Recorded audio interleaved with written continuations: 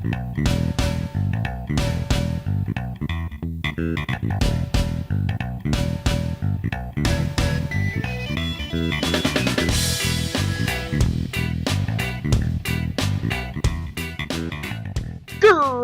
and salutations, everybody, and welcome to the Glitched Out Gaming Podcast, episode number 48. That's right, we're back. I am one half of your dynamic duo, the Lord X, but you know me, I've been rambling on for weeks on end by myself here.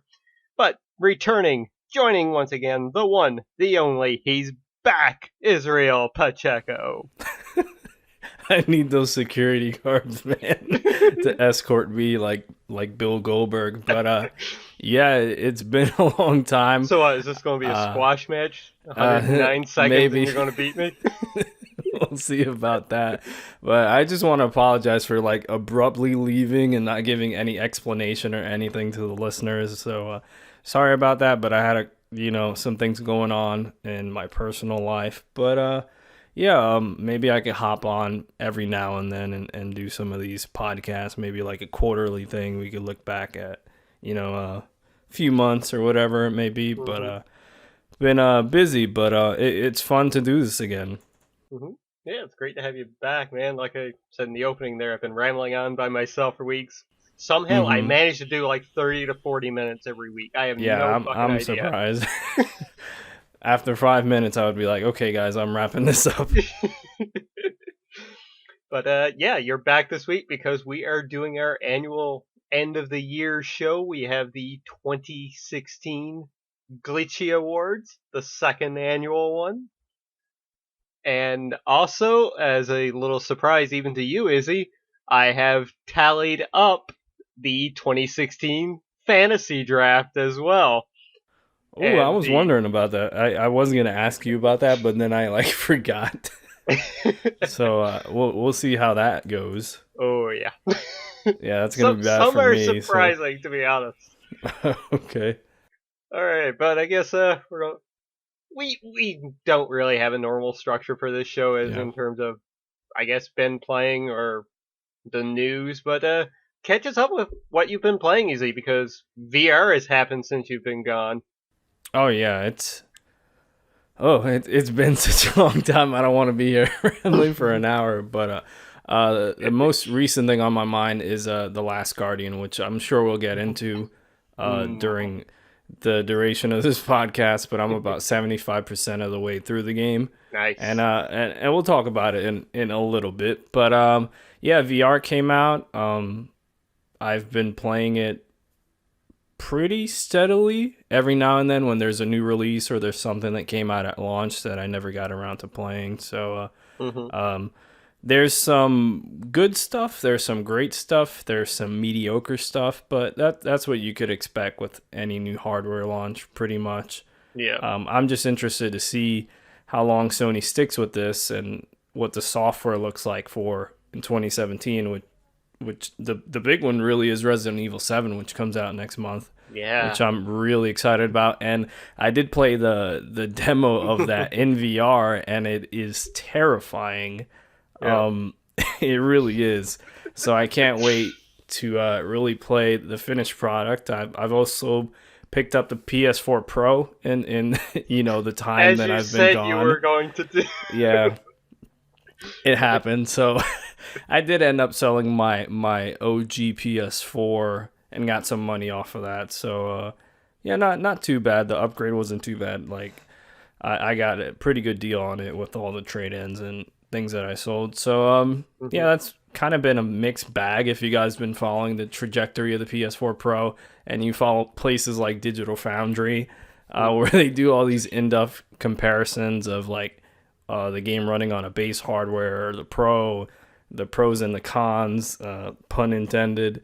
And it seems like some games run better and have, benefits while other games are running worse, which is concerning. And I really hope Sony puts their foot down, because remember those leaked documents that came out around the time they were going to announce the machine, was that the game couldn't run worse on the Pro. Like, that was one of the things. It had to run either as good as the base hardware or better.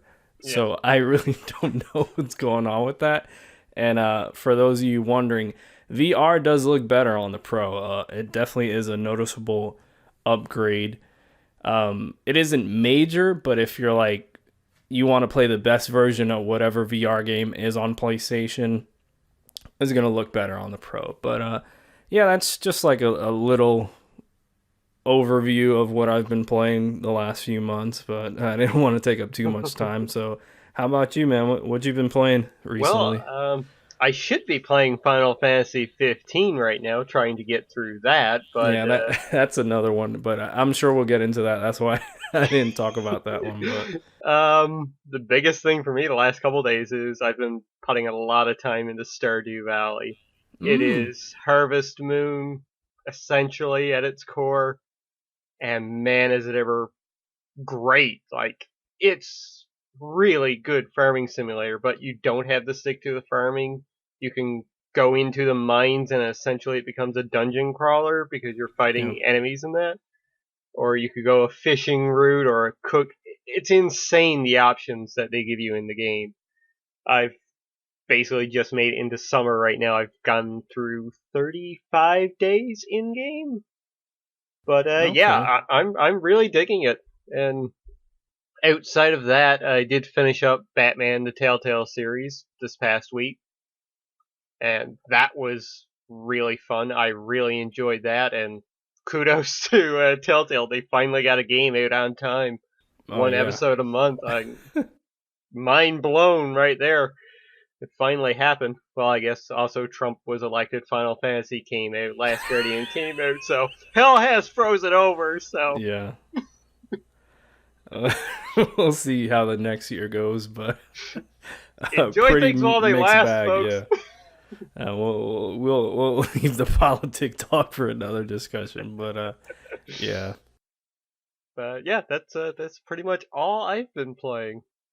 All right. So I guess with that we can dive.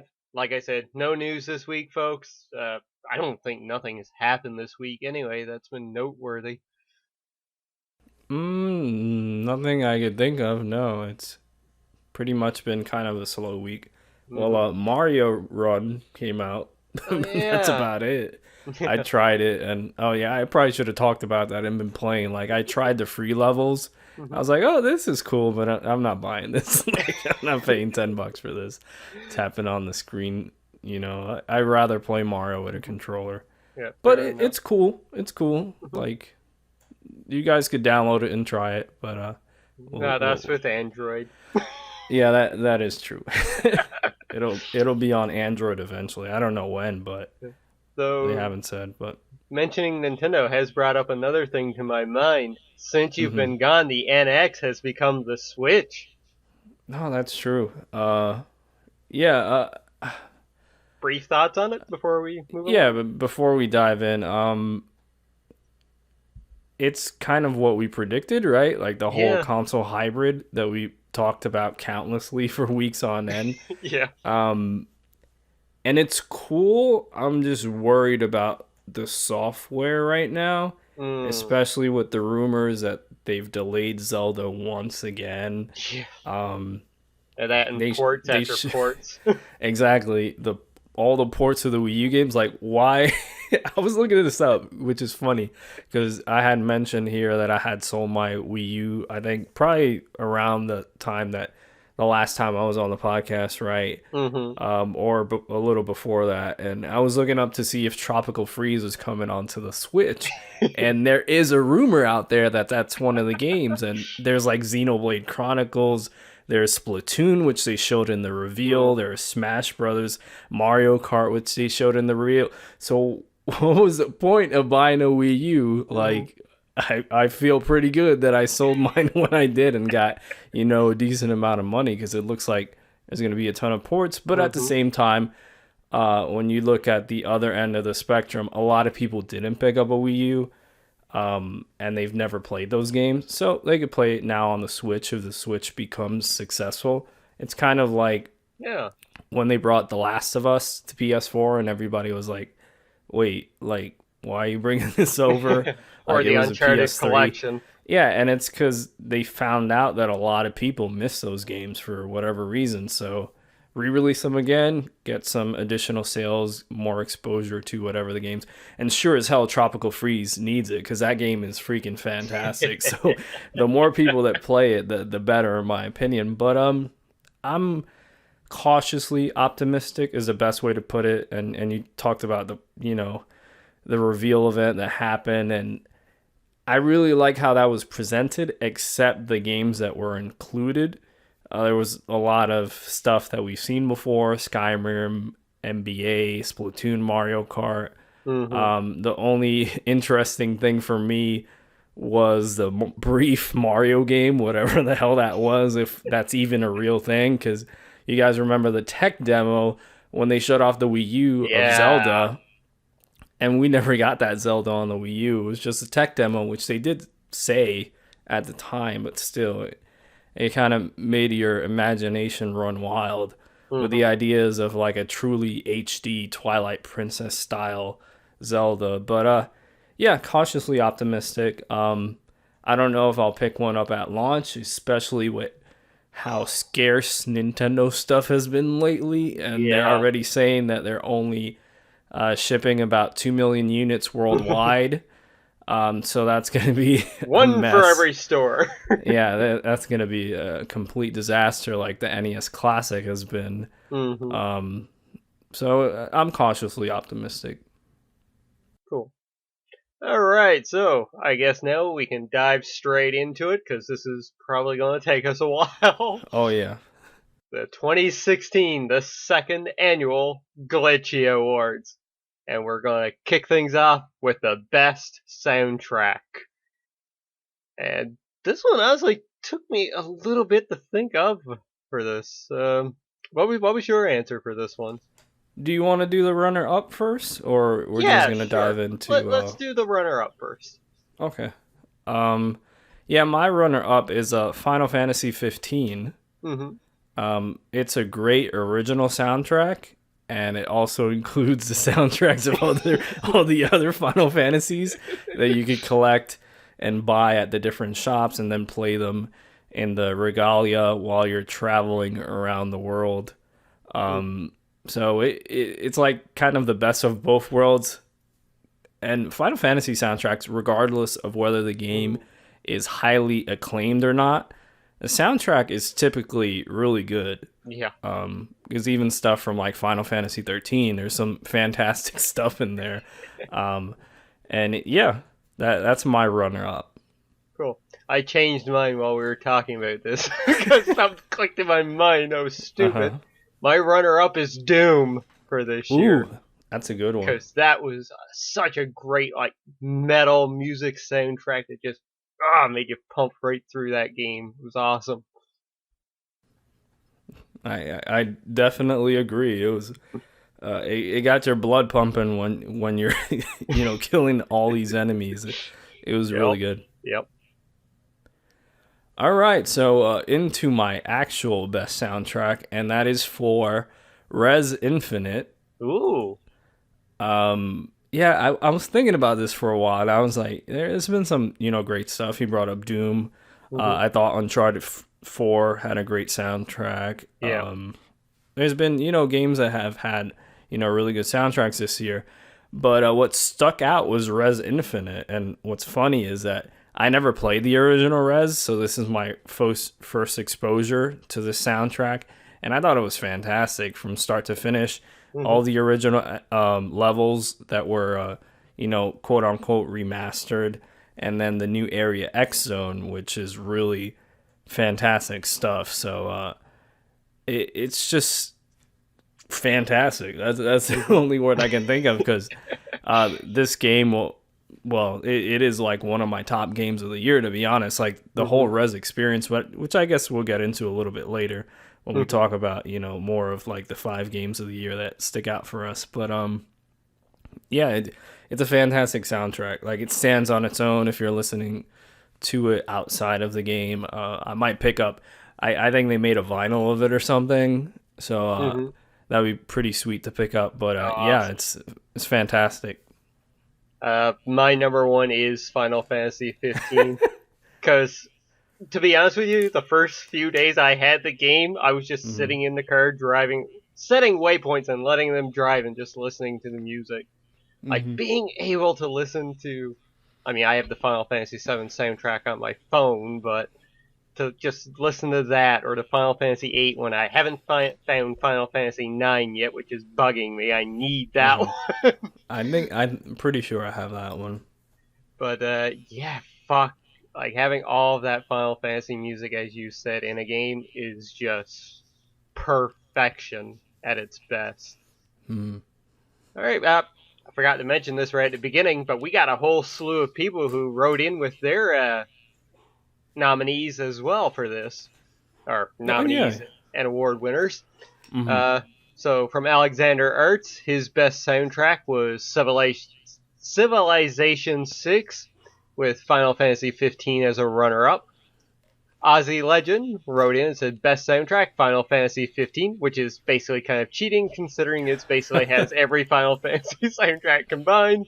Mm-hmm. And his runner-up was Infinite Warfare, underrated OST, very punchy. And before you ask, I have not played Doom yet. Probably Okay. still installing for him. Mm-hmm. Merculio wrote in. He voted Doom as number 1 and runner-up Civ 6. Aaron B said Dark Souls 3 for best soundtrack, which is fair. That did have a good Mm-hmm. soundtrack as well. And Oxenfree as his runner-up. Over on OutlawGamers.com, Lavitz said Doom and Uncharted 4.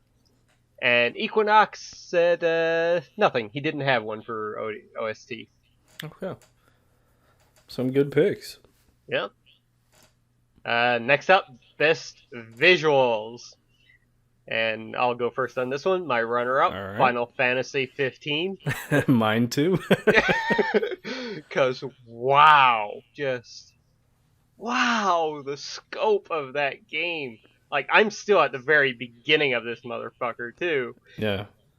Just, like, sitting back and, like I said, driving around, just watching the scenery go by. It's phenomenal. It's absolutely phenomenal. Yeah, it really is. This was one of the reasons I got a PS4 Pro. Mm-hmm. So I've been playing it on the Pro in, well, I guess it's pseudo 4K. It's not true 4K, in HDR, and it looks stunning. Like there's parts in the game that you'll be out in a field and the sunset is just like at the perfect, light level that it looks like legit real. Like it's really weird. Like you'll be running across the field and you're like, wow, is this like a real thing? Like, are you watching somebody actually running across a field? Because the lighting is fantastic in this game. Like, that's one of the things I'll just stop, Mm-hmm. whether I'm in the regalia or I'm somewhere, in a cave or, looking out at some sort of landscape, and I just stop and look around, and I'm like, this is gorgeous. Like, the character models look great too. I really like the design of the world, like how everything looks. It's just great all around. Nice. Yep. My winner for it, Uncharted 4. Same here, man. Same here. Like, what else? Yeah, like, wow. Yeah. They just keep getting better and better with the quality of how their games look. Like, I mean, we Hmm. had that little teaser for The Last of Us 2, and Jesus Christ, it looks even better than Uncharted 4 did. Yeah. And that's just, ramping up in production, so it'll look even better by the Mm-hmm. time it gets out on the PS4. Yeah, I completely agree. You just nailed it there. Like, Naughty Dog just keeps raising the bar to Mm-hmm. incredible levels that few ever meet, to be honest. Yep. From the Outlaws, we have Equinox said Witcher 3, Blood and Wine. Lavitz Hmm. said Uncharted 4 with Ratchet and Clank as his number 2. And popping over to the comments, Okay. Aaron B said Uncharted 4 and runner-up The Last Guardian, which beautiful game as well. Yep. I'd agree Uh, with that. Yep. Marculio says Witcher 3 and Doom, which Doom did look excellent. Ozzy Legend said The Witness, and runner-up, The Last Guardian. Sorry, Ozzy, I'm not going to read through everything what you said here. Even though your first comment was, feel free not to read these aloud on camera. Your poor throat may just jump up and leave. And Alexander Arts said Uncharted 4. So yeah, pretty much Uncharted 4 nailing the Glitchy Award this year for best visuals. Yep, completely agree. All right, moving on to best RPG. Well, I'm not really well versed in RPGs, so I don't have a runner-up. Just being completely honest. That's fine. I've got a couple here I don't either. Because you know me, I'm not a big RPG guy, but the winner is Final Fantasy 15. I've tried so many Final Fantasy games, man, over the years. I've tried 7, I've tried 10, I've tried 13, I've tried 11, which was the online one on PS2. And they never really grabbed me like this one. I'd say around, I think I'm over 10 hours, like 10, 11 hours. So this is the longest I've ever put into a Final Fantasy game. And I'm still really early on. I think I'm on chapter 3. So I'm not that far into the game at all. But I'm really enjoying it. I know there's been a lot of criticisms regarding this game in particular. And I agree, there's some stuff that's strange. There's some weird stuff that's happened to me while I'm playing the game. Like the whole thing of being in the car in the regalia and you can't manually drive it. It's like kind of on a track. So like I was running out of gas once and I set a waypoint on the map near the gas station and it parked right outside the gas station. And then I went to the gas pump and it's like, no, you have to bring the regalia closer, and then I put another waypoint next to the gas pump and the car literally just turned around and parked in the same location it was before, so I had to tow the car over. There's some strange stuff in this game when it comes to that, but there's a certain charm about it. Sure, the story's convoluted. To be honest, even if you saw Kingsglaive and Brotherhood, the story's still kind of confusing. Every now and then it's Final Fantasy. They're keeping that tradition alive. That's true. It's kind of confusing every now and then. Yeah. So even with some weird stuff happening in the game and the convoluted story, like you said, it still is Final Fantasy.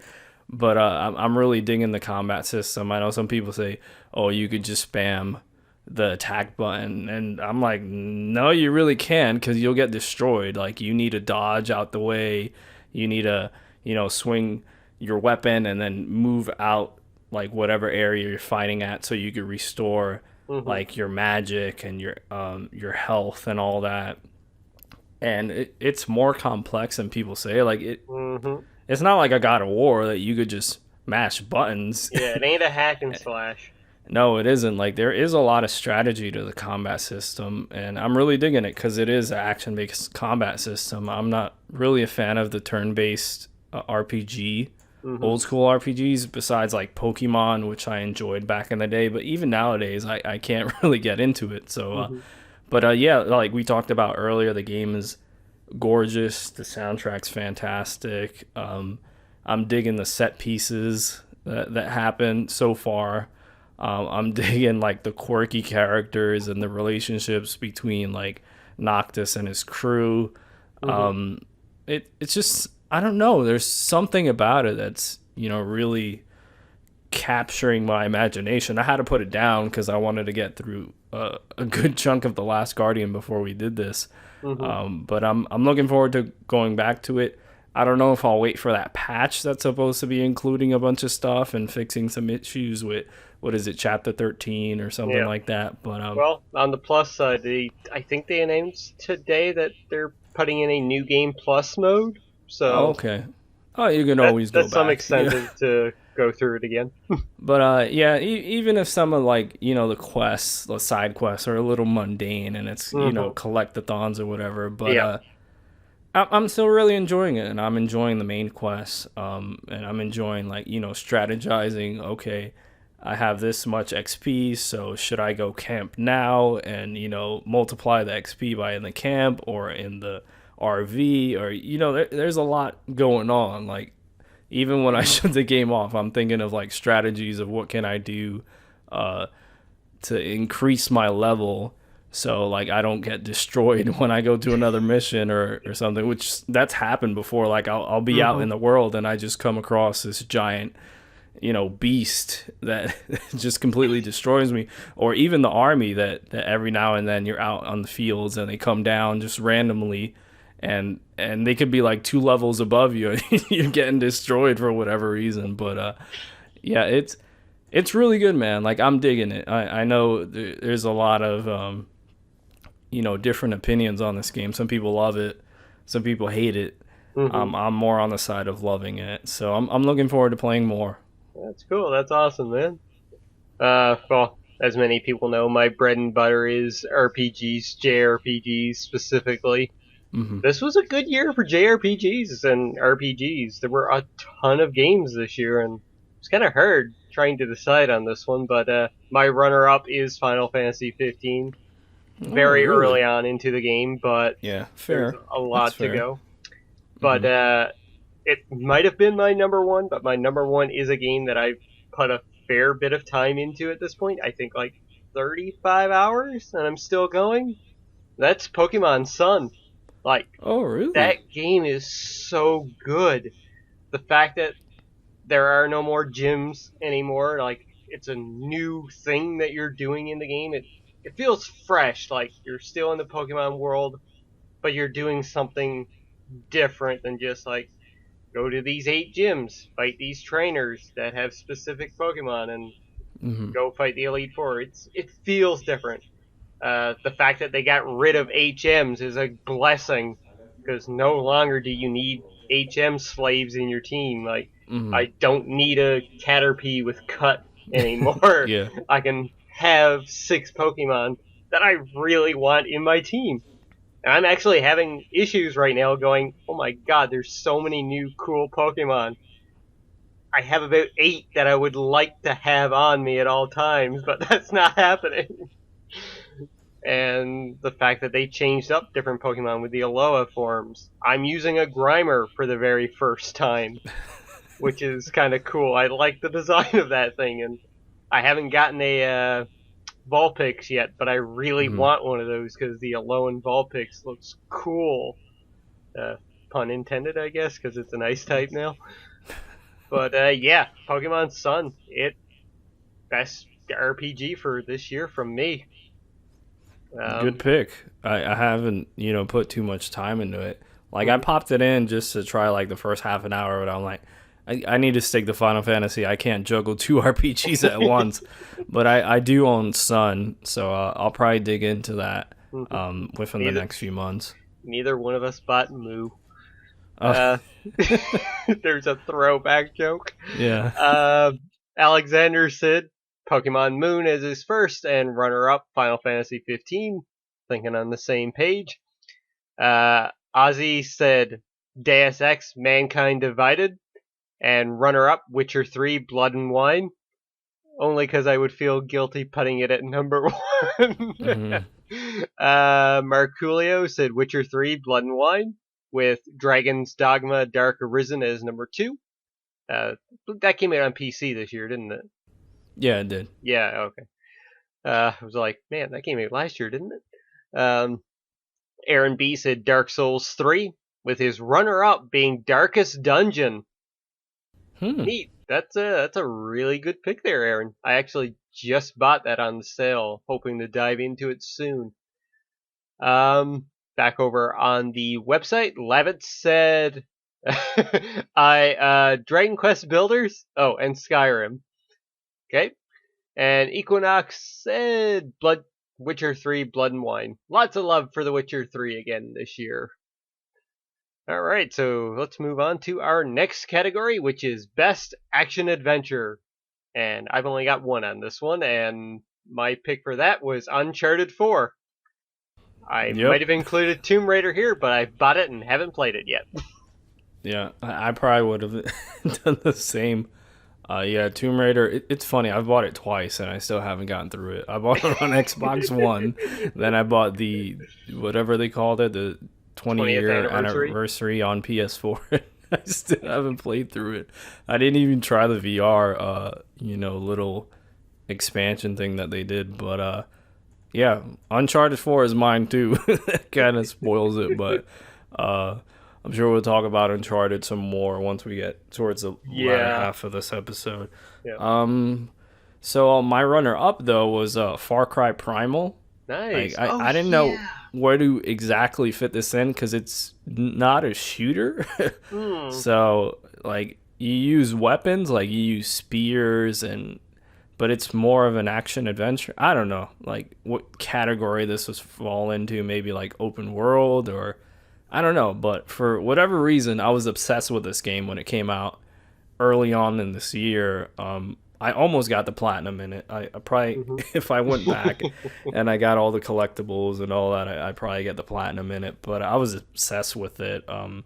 I I upgraded. remember. Yeah, I upgraded everything you could upgrade in the game. I maxed everything out. This is the first Far Cry game that I completed, like the story. All the other ones, well, besides Blood Dragon, because that was pretty short. But Far Cry 3 and Far Cry 4, I just got lost in the world upgrading things, and I never finished the campaign. This one I did.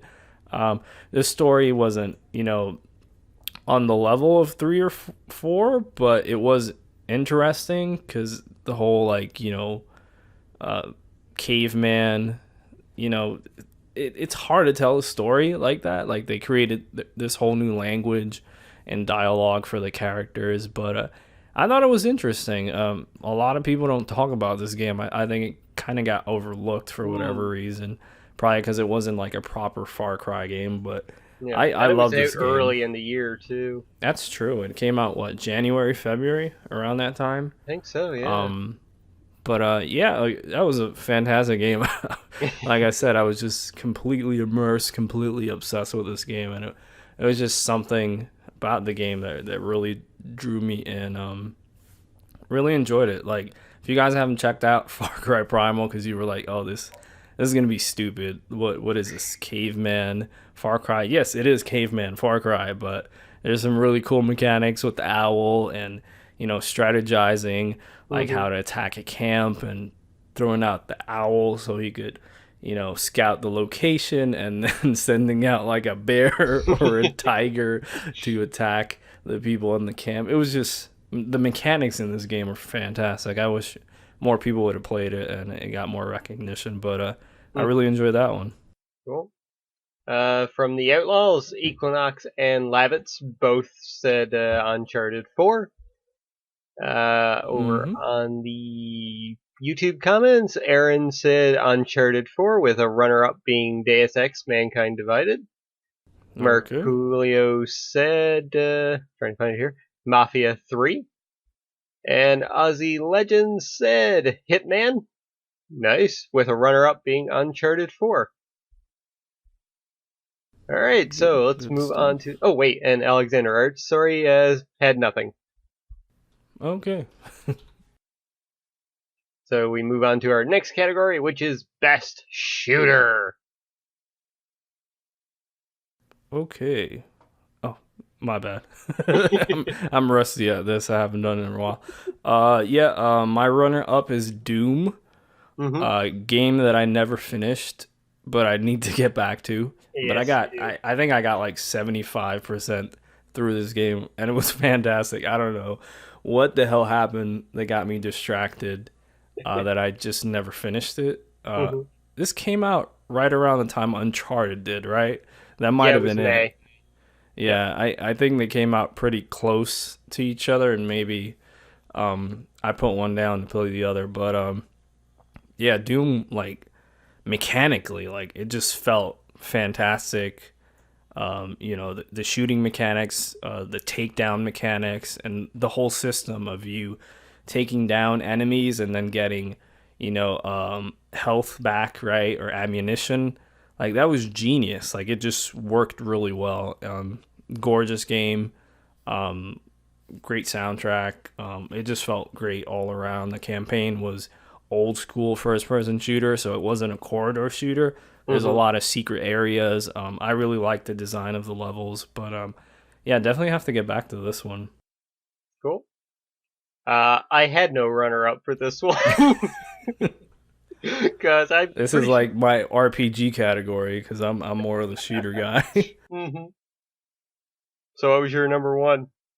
Yeah, my number one was Titanfall 2. Man, this game was really good. Talk about like a complete package, which the first game wasn't. The first game, which I enjoyed, I played it on Xbox One when it came out. Great multiplayer game, but it kind of fell off quick. Yeah. And it was missing a campaign, which was a complaint that a lot of people made. This one had a campaign. It was short. I want to say it was around 5-6 hours, something around that, or maybe a little more, but it was, short, concise, condensed, a lot of unique and great ideas, which I don't want to spoil here. But if you haven't played this, like, go check out this campaign. It's a really fun campaign. Like, you could tell this was done by the people who, essentially created Call of Duty and moved on to do other things.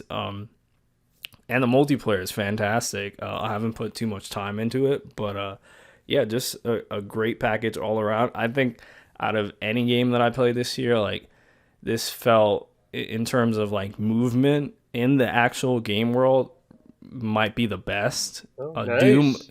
Doom was pretty close though. Like Doom felt excellent, but Titanfall was just a notch more in that category, like a notch better in that category, I should say. It just felt great to play, like fast moving. Like I had just come off the Modern Warfare remastered campaign, and I tried to play Infinite Warfare, and it felt, it was faster than Modern Warfare remastered, but it felt slow to me. And then I tried playing Battlefield, and it was kind of depressing. And I didn't really get into that one. And then I rented Titanfall, and I was like, this is fantastic. I ended up buying it.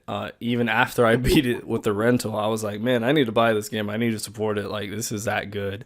So, yeah, I definitely recommend it. You could get it pretty cheap nowadays because, they drop the price pretty drastically on different sales because the game hasn't, sold well, but it was, sliced. It was not sliced, but it was, pushed in between Call of Duty and Battlefield, and that was definitely a mistake. But yeah, go check out Titanfall 2. Nice. My number one is Doom.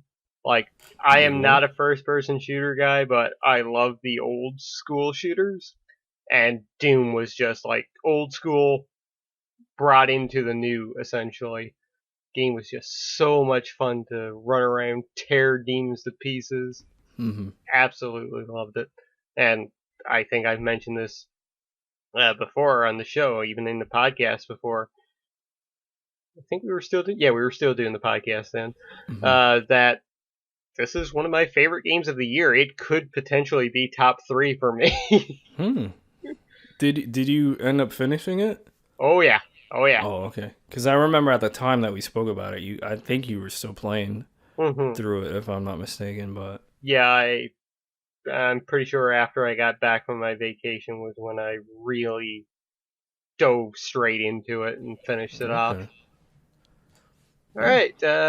From the Outlaws, Ozzy said Overwatch, and runner-up Titanfall 2 barely.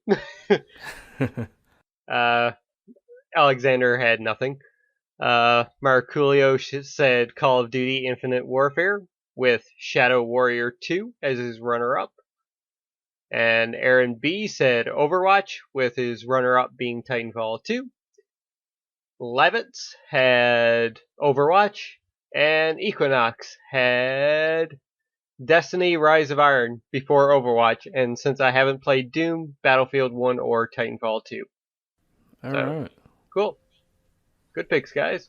Yeah, there was a lot of shooters this year. Yeah. A lot of great shooters, to be honest. But And 3 of them came out between 2 weeks of each other. yeah, that was pretty insane. All right, next up, best handheld game. Lots of stuff came out this year on the handhelds. God, I bought so many Vita games this year. My runner-up though, I had to think about this one a lot. Like, man, what did I sink a lot of time into? And one of the games that I played a lot while I was on vacation this year was Mega Tag Mention Blanc versus Zombies. Jesus. Great little action or beat 'em up, I guess you can call it. Arena brawler, essentially. Very simplistic, to be quite fair. The story was fun into it with the girls. They were at a school and zombies started like infesting the place, but at the same time they needed to like raise awareness for their school to get more people to come there so it wouldn't shut down. So essentially they started filming a zombie movie using the real zombies. That was the whole premise behind it. Japan, folks. So yeah, what is that? NIS or Idea Factory? Idea Factory. Okay, figures.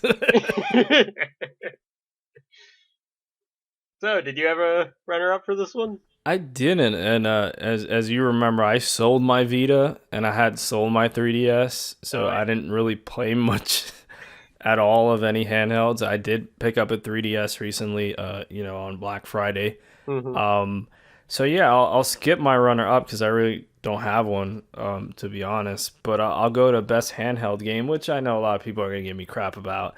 And I didn't put too much time into it, but just what this game sparked, like I think we're gonna talk about for years to come, and that's Pokemon Go. Like just having conversations with like my coworkers about Pokemon, which ones have they caught, which ones are they looking for. Like it was just really cool to go back to that time when we were kids, when Pokemon originally came out, and it was massive. It was a pandemonium, hysteria. Everybody's going crazy about Pokemon. And I really never thought we would get another, era like that again for Pokemon. And we did with Pokemon Go. Like, it wasn't the greatest game, to be honest. It was addicting, and I didn't put too much time into it. But, the whole conversations and, bringing people together, and, like, my coworkers telling me, like, oh, I went to, like, the university, UCF, and, like, I was walking around and, people were chatting with me that I didn't even know. And like, they were like, oh, this Pokemon's over there. Let's go over there. And they would see a crowd of people and they would know that a Pokemon's there at the moment. And they would just be like, it was just great that there was so much, good that came out of this game. I know there was a lot of garbage, like people like falling into like wells or falling off like a cliff or whatever, or people playing Pokemon Go, like that guy in Japan who was like a bus driver who was playing it and he crashed, and a lot of nonsense came from this, really. But just the positive aspects of this, and it kind of sparked that interest again for a lot of people for the Pokemon series. It sparked 3DS sales. It sparked even better sales for Pokemon Sun and Moon. It kind of reminded people of like why they loved Nintendo. Even if this was something done by Niantic, even if the stock people thought it was done by Nintendo. You remember that when the stock price went ridiculously up for Nintendo, and they were like, wait, it's not Nintendo who made this themselves. It's Niantic and the Pokemon company. But I gotta give it to that for that reason. Pokemon Sun would probably be on this list, but like I said, I tried 30 minutes, and I can't put a game on here that I only tried for 30 minutes. But so it was a mobile game, but I'll allow it. Mine though was Pokemon Sun. I knew that was for gonna be reasons I said before. Aaron B said Pokemon Sun / Moon, with his runner-up being Darkest Dungeon on the Vita. Marculio passed on that one. Ozzy Legend said, do I still own a handheld? Runner up the Vita, because the Vita always comes second, but number one in my heart. Oh, That's God. a good one. Alexander Ertz said Pokemon Sun, with his runner-up being Dragon Quest Builders. Over on the website, Lavitz said Ace Attorney 6, Spirit of Justice. Oh, that's right. That came out this year. Yeah. And Equinox said, I don't play those. Okay. Okay. This is going to be an interesting category next year when the Switch is out, because everything's a handheld game. Yeah, what? Right? What? So The Legend of Zelda Breath of the Wild, best handheld game. Super Mario, whatever the hell they call that. If Zelda comes out next year, because at this rate, like, they just keep delaying it. That'll be funny if Mario does come out before Zelda. Like, we don't know anything about that Mario game, and we've known so much about Zelda. Well, we've known of Zelda for so long. Mm-hmm. Jesus. Alright, next category. One of my favorites. Best trailer. Yeah. I had a thing about this one. Me too. There were so many good trailers this year. And to me, I was like, okay, let me just clear my mind and what sticks out as like what pops up immediately when you think of best trailer. My runner-up was The Last of Us Part 2, which was the PSX trailer. Nice. Which, they caught people off guard with that one because they were like, oh, they just showed Uncharted. Of course, they're not going to show The Last of Us. And they made sure to tell everybody it's still a ways off. But just how many things are in that trailer. Just all the little details and all these rumors and speculations is going on. Is Joel dead? Is he not dead? Did Ellie lose her mind? What's going on? Like, why is she in a house with all this dead people? Did the Fireflies come to wherever they were and just murdered everybody?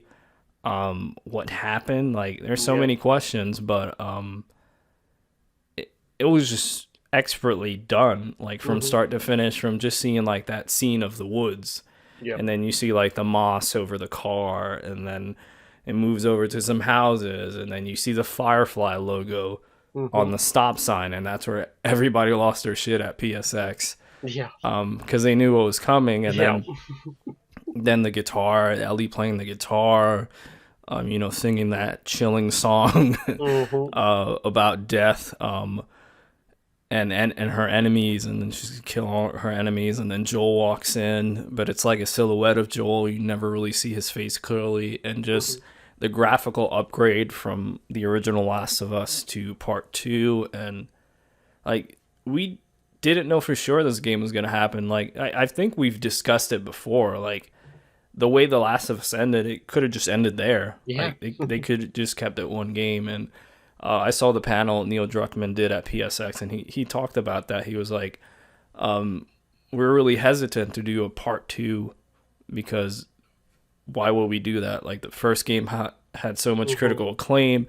It was so commercially successful. A lot of people put it as like one of their favorite games of all time. It's become like a modern classic. Yeah.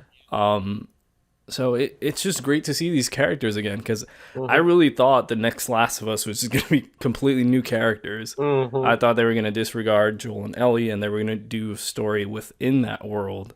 Yeah. But it's nice to see them back, and I'm interested to see what happens.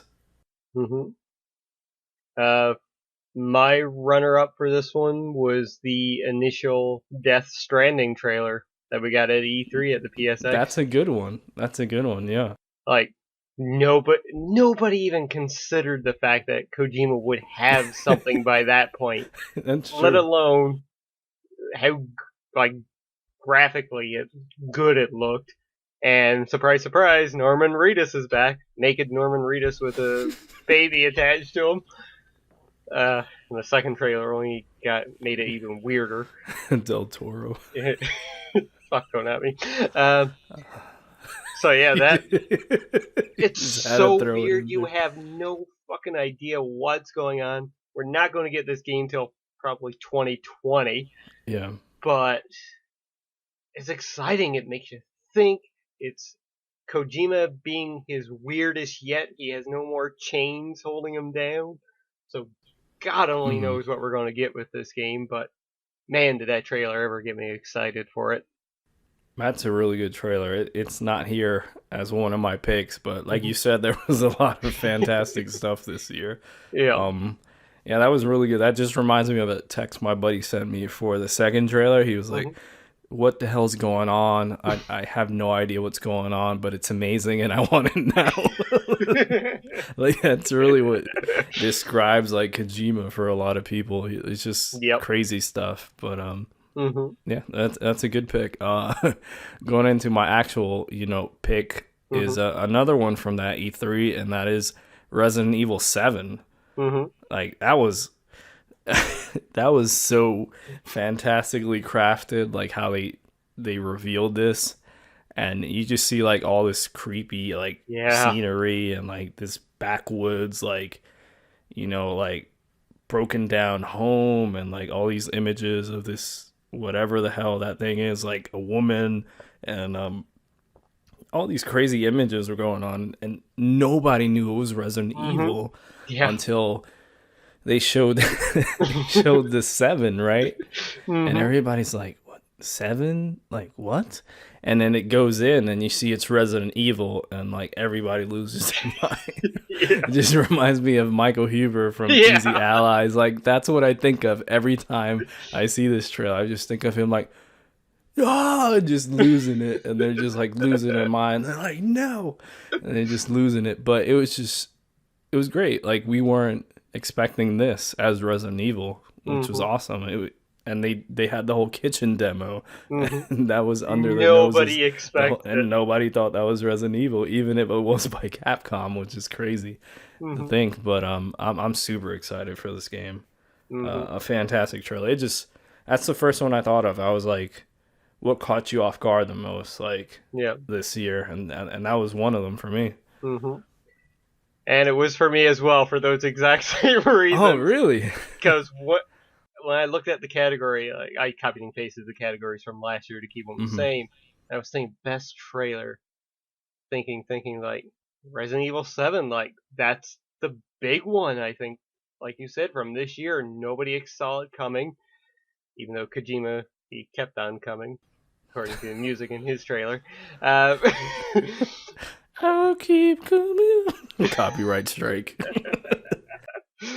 But yeah, I gotta go with Resident Evil 7 for everything you said. Like, we watched E3 essentially together. We were messaging each other in Skype, and both of us were like, "What the fuck?" Yeah, we were losing it. It was really fun, man. Yeah, it's just so great to see Resident Evil going back to the horror roots again. Yeah, everything you said, man. Like, I'm so excited about this game. That trailer was fantastic, and that creepy ass song that plays. What he's like, Go don't tell Aunt Rosie that everybody's dead, or something like that. That's what this says in the lyrics, and I'm like, what the hell's going on, man? And then that like rotting dog. I remember that. Oh my god, such a great trailer.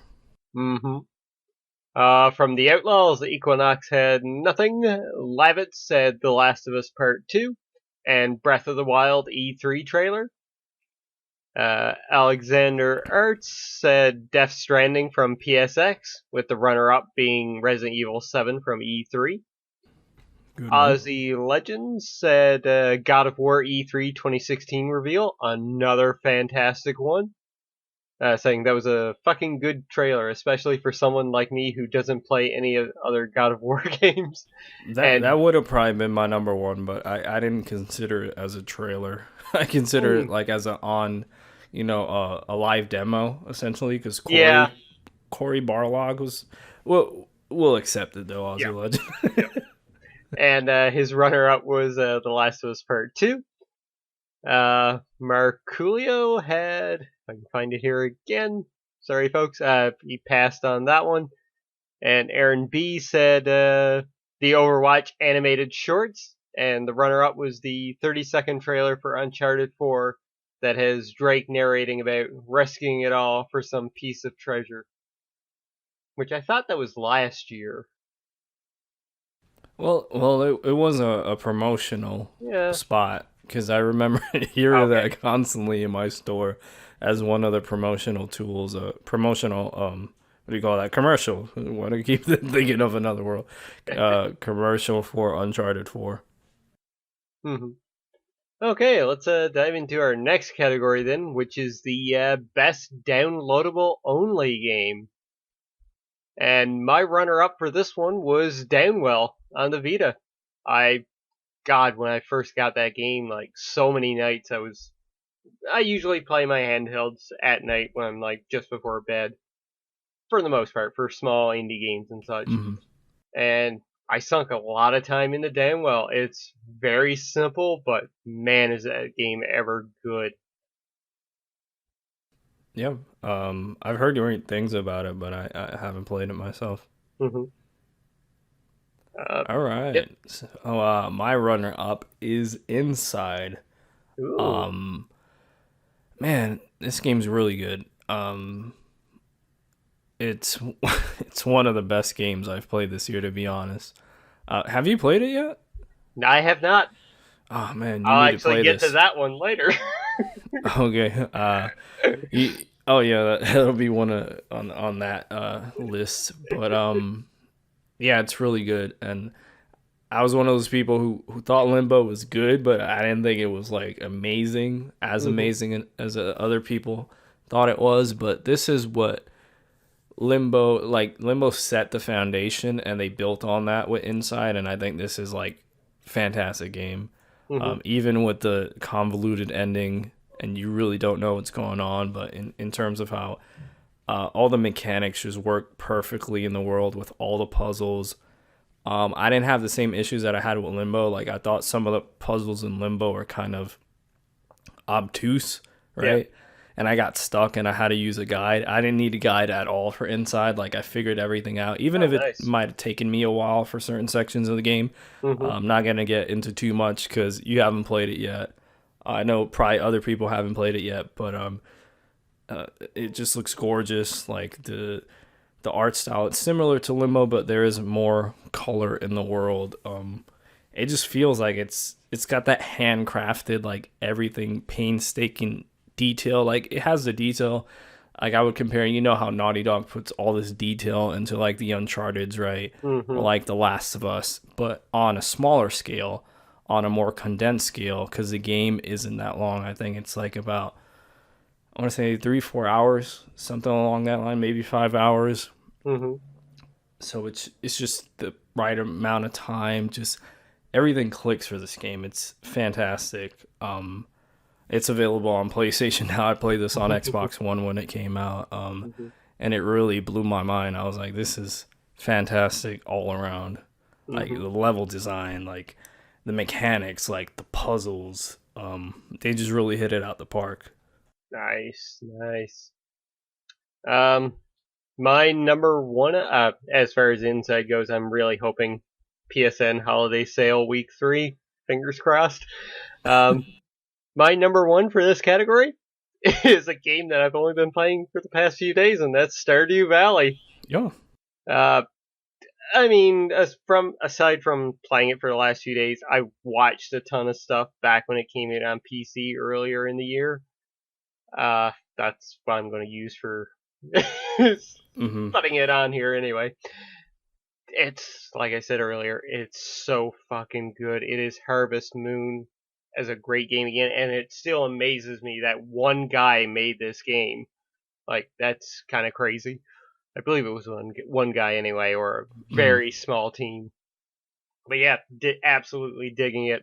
Can't wait to get back to growing more crops. And it's distracting me from Final Fantasy 15 at this point. So yeah, there you go. Well, if it's that good to distract you from 15, you know it's got to be good. Yeah. I'm a sucker for those like tedious games. Hell, at one point there over the summer, I was playing Farming Simulator on PlayStation Now.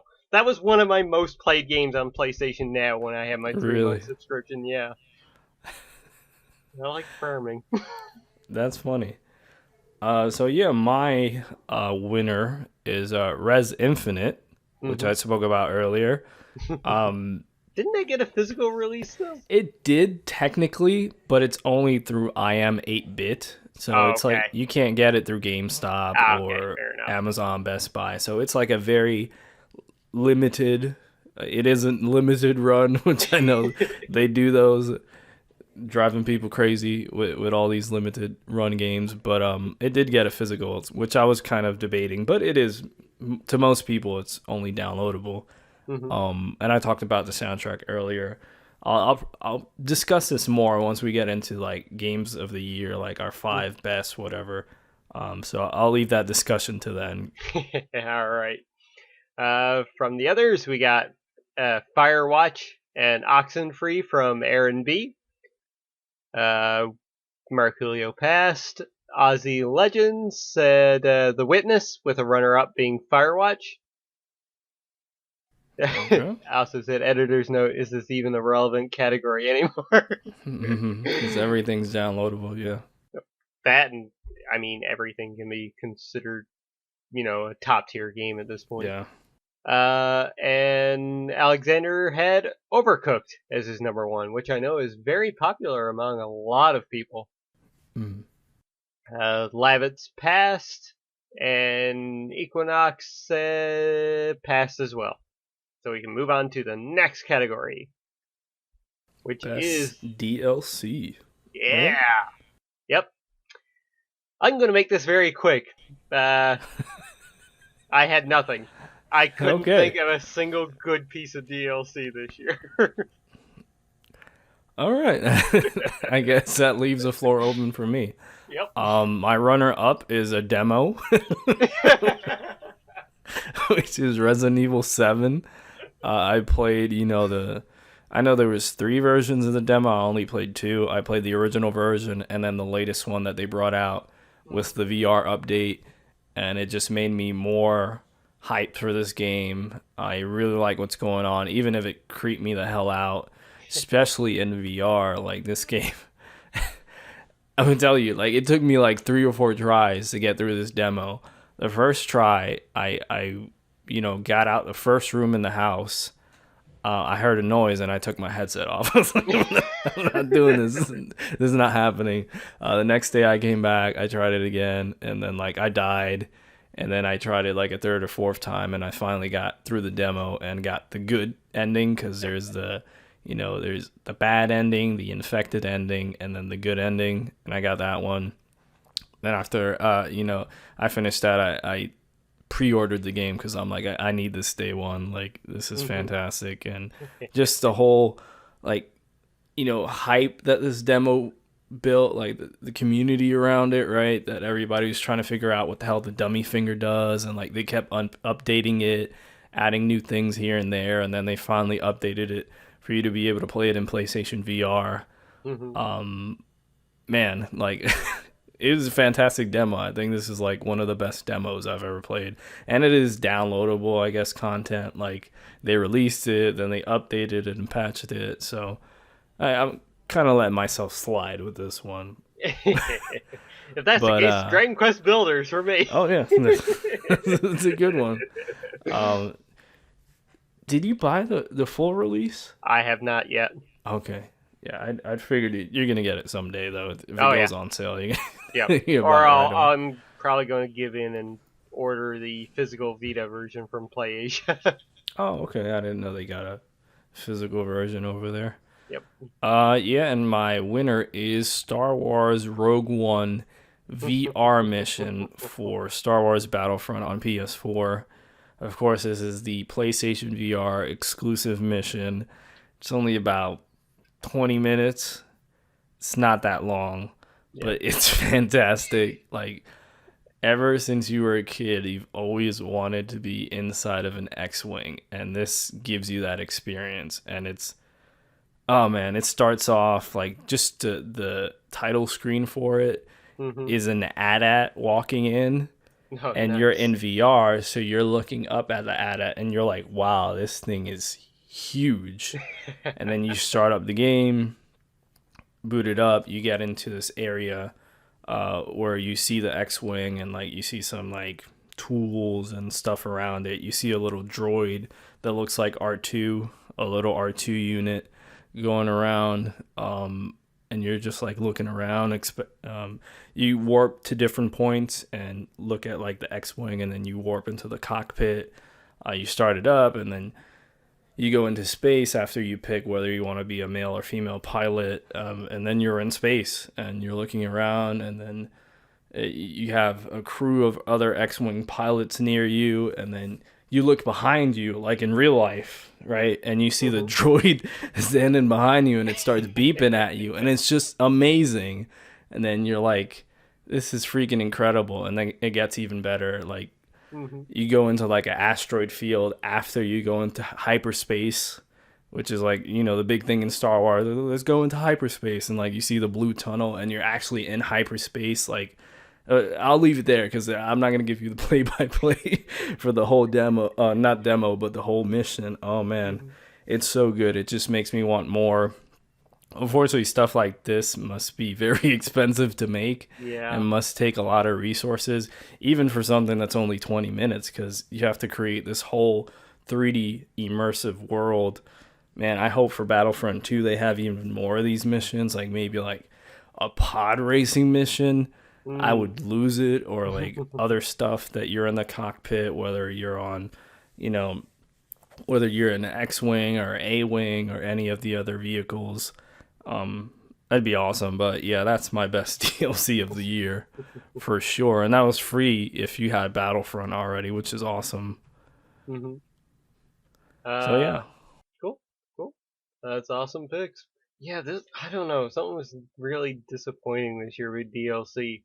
I started thinking like, oh, Mario Kart. No, wait, that was last year. Pick Bill Goldberg as DLC. Best DLC. Bill Goldberg, WWE 2K17. That DLC. Lauren Baumgarten's entrance. That did provide Lauren's new entrance, so. That might be the best DLC then, just for that. Yeah. That's funny. Equinox said Witcher 3 Blood and Wine. Ozzy Legends said Witcher 3 Blood and Wine, with a runner-up being Rise of Iron. Marculio said The Witcher 3 Blood and Wine. Jeez. And Aaron B said The Witcher 3 Blood and Wine, with a runner-up. I guess I need to play that. With a runner-up being Fallout 4 Nuka World. So, yeah, I guess out of our hands, best DLC went to Witcher 3 Blood and Wine for the Glitchies this year. Yeah, I wonder if I bought the season pass for The Witcher. I can't remember. It's been such a long time. I might have bought it just to be like, man, this game's fantastic. Here's more money. But like I did with Arkham Knight, but which Arkham Knight wasn't fantastic in hindsight, but that's good. I got to play Blood and Wine. I've heard a lot of great things about it. All right, on to the next category, which I'm sure the Switch will sweep next year, given how many rumored games Tropical Freeze, winner for next year. That's the best remaster. Lots of remasters this year. A few I still need to play, which my runner-up is one I have yet to play, which I did buy, and that's Valkyria Chronicles Remastered. I fucking love that game. At least you've played it before, so yeah. Yeah. Can we throw a remake into here? Because I wasn't sure about that. Yeah, sure. If this category remaster remake. Yeah. We'll get into that as my pick then. Well, no, it'll be my runner-up. What am I thinking? Reading this incorrectly. My runner-up is the remake of Ratchet and Clank. Oh, and the reason that's the reason it isn't is because I haven't finished it. That's one of those games like I bought it, I started it, I didn't get around to finishing it, which is cool because now the Pro has like a better looking version with HDR and all the bells and whistles. So I'll get back to it sometime in the future. But yeah, that game's gorgeous. The mechanics are great. It's funny. It's way better than the movie. Jeez, what a disaster that was. But yeah, that's my runner up. Nice. My pick is a game that I have not put a whole lot of time into. That's Dragon Quest VII, the only game where 20 hours in, yeah, you're still a Isn't that fisherman's a lot of son. time? That game, if you look at the website howlongtobeat.com, without doing side quests or any of the extra stuff, the main story is 108 hours long. What in the hell? It is a classic traditional JRPG in every sense of the word. Like, if you pick up this game, you are making a commitment to play it. I bought it as a sign of, here, Square, take my money, give me more Dragon Yeah, I Quest. remember you being really I excited can't wait for for 8 now in January. this game That when one I they will be picking announced up that it and was playing coming quite a bit, I can stateside. imagine. But yeah, from what I Because did it play, wasn't for sure, the game right? looks gorgeous. For some time, right? That it wasn't coming stateside. Yeah. So this is cool. I really dug the look of it in a year where there was a lot of like remakes and remasters coming out. Yeah, had to go with this one. Good one. I had to go through my trophy list to figure out like which remaster I was gonna pick for this year, because there's been some kind of shoddy ones. Arkham Collection, Return to Arkham specifically, which it just got patched and it seems like they fixed it. So Okay, that's good. maybe that would have been on here if they would have fixed it at launch, but hell if I know. And then Bioshock, I played a little bit of that, and there was some technical issues. But the one I picked is Modern Warfare Remastered. I loved the original Modern Warfare back in the day when I played it. I thought it was a great game, great campaign. It sets the foundation for like every Call of Duty that's come since. And this remaster was great. It looked gorgeous. It was more of a remake, even if they call it Modern Warfare Remastered, because it just wasn't an up-res. Like, they built it from the ground up, like using, I think, the Black Ops 3 engine, if I'm not mistaken. So it looks gorgeous. It still plays the same, though.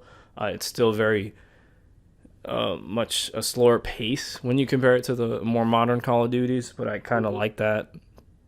You know, some of the missions still like really hold up. Like, what is it? No Gillied Up, is it that mission where you're in the ghillie suit, and then there's a few other missions. Like, it's just really interesting. Like, it going back to this game, it's almost 10 years old, and you could see the fingerprints and DNA of this game in a lot of modern games nowadays.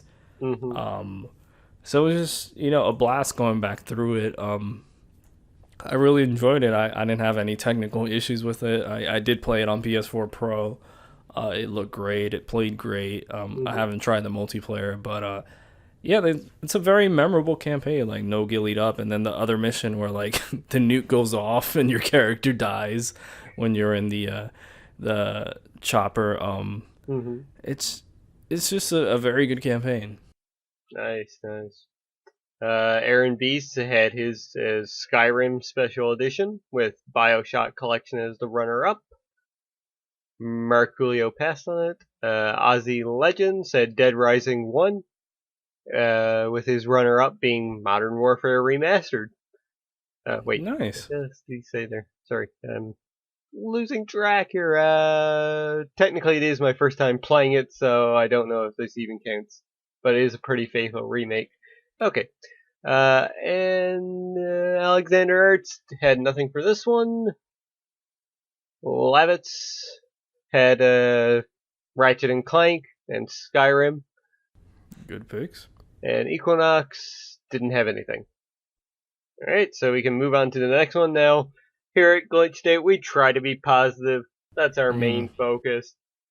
But we gotta cover the bad as well. So there had to be a Glitchy Award for the most disappointing game. So what's your runner-up? I got a tie, just because I want to throw some shade at these two games. Actually, no, scratch that. I'm gonna take one of the games out because I actually did end up enjoying it, even if it didn't live up to expectations. Hmm. So my runner-up is Unraveled. Oh, If you remember, I was quite excited yeah. about this game, especially when they revealed it. Like it seemed really out of place with stuff that EA does because EA published this game, and it Hmm. was a smaller indie title with Yarny, this cute little character, and it was a 2D platformer. So it just had like Izzy written like all over it. And Yeah. then I played it, and it wasn't very good, and the platforming wasn't very good. The puzzles weren't very good. I Hmm. never finished it. I don't know. It just kind of left me with like kind of like there's some good ideas here, and I could see some sort of emotional payoff with the memories and the scrapbook, I should say, that you collect and the different photos, and then the mother in the scene or grandmother, and like the memories of your childhood essentially. So there was some cool ideas in there, but I don't know. I was just really excited for this one, and I never finished it. I kind of just dropped it. Not like I dropped Doom and Ratchet because I Hmm. got distracted, but just because I didn't feel like playing it anymore. Like I was like, no, this isn't very good. It's disappointing. Hmm. My runner-up for this is essentially my Everybody's Gone to the Rapture for 2016. Ooh, I think Uh, I know. yeah, it's a game that looked gorgeous, good soundtrack to it, but got boring very, very fast, and that's Bound. That was put out by, I think, Sony Santa Monica, Yeah, it was where in you, a collaboration with I forgot the name of the studio. yeah, I'll look it up real quick. okay. Well, while you're doing that, yeah, I don't know, the movements of the character were kind of cool, but God, it didn't feel like there was any substance to this game, and I was excited for it.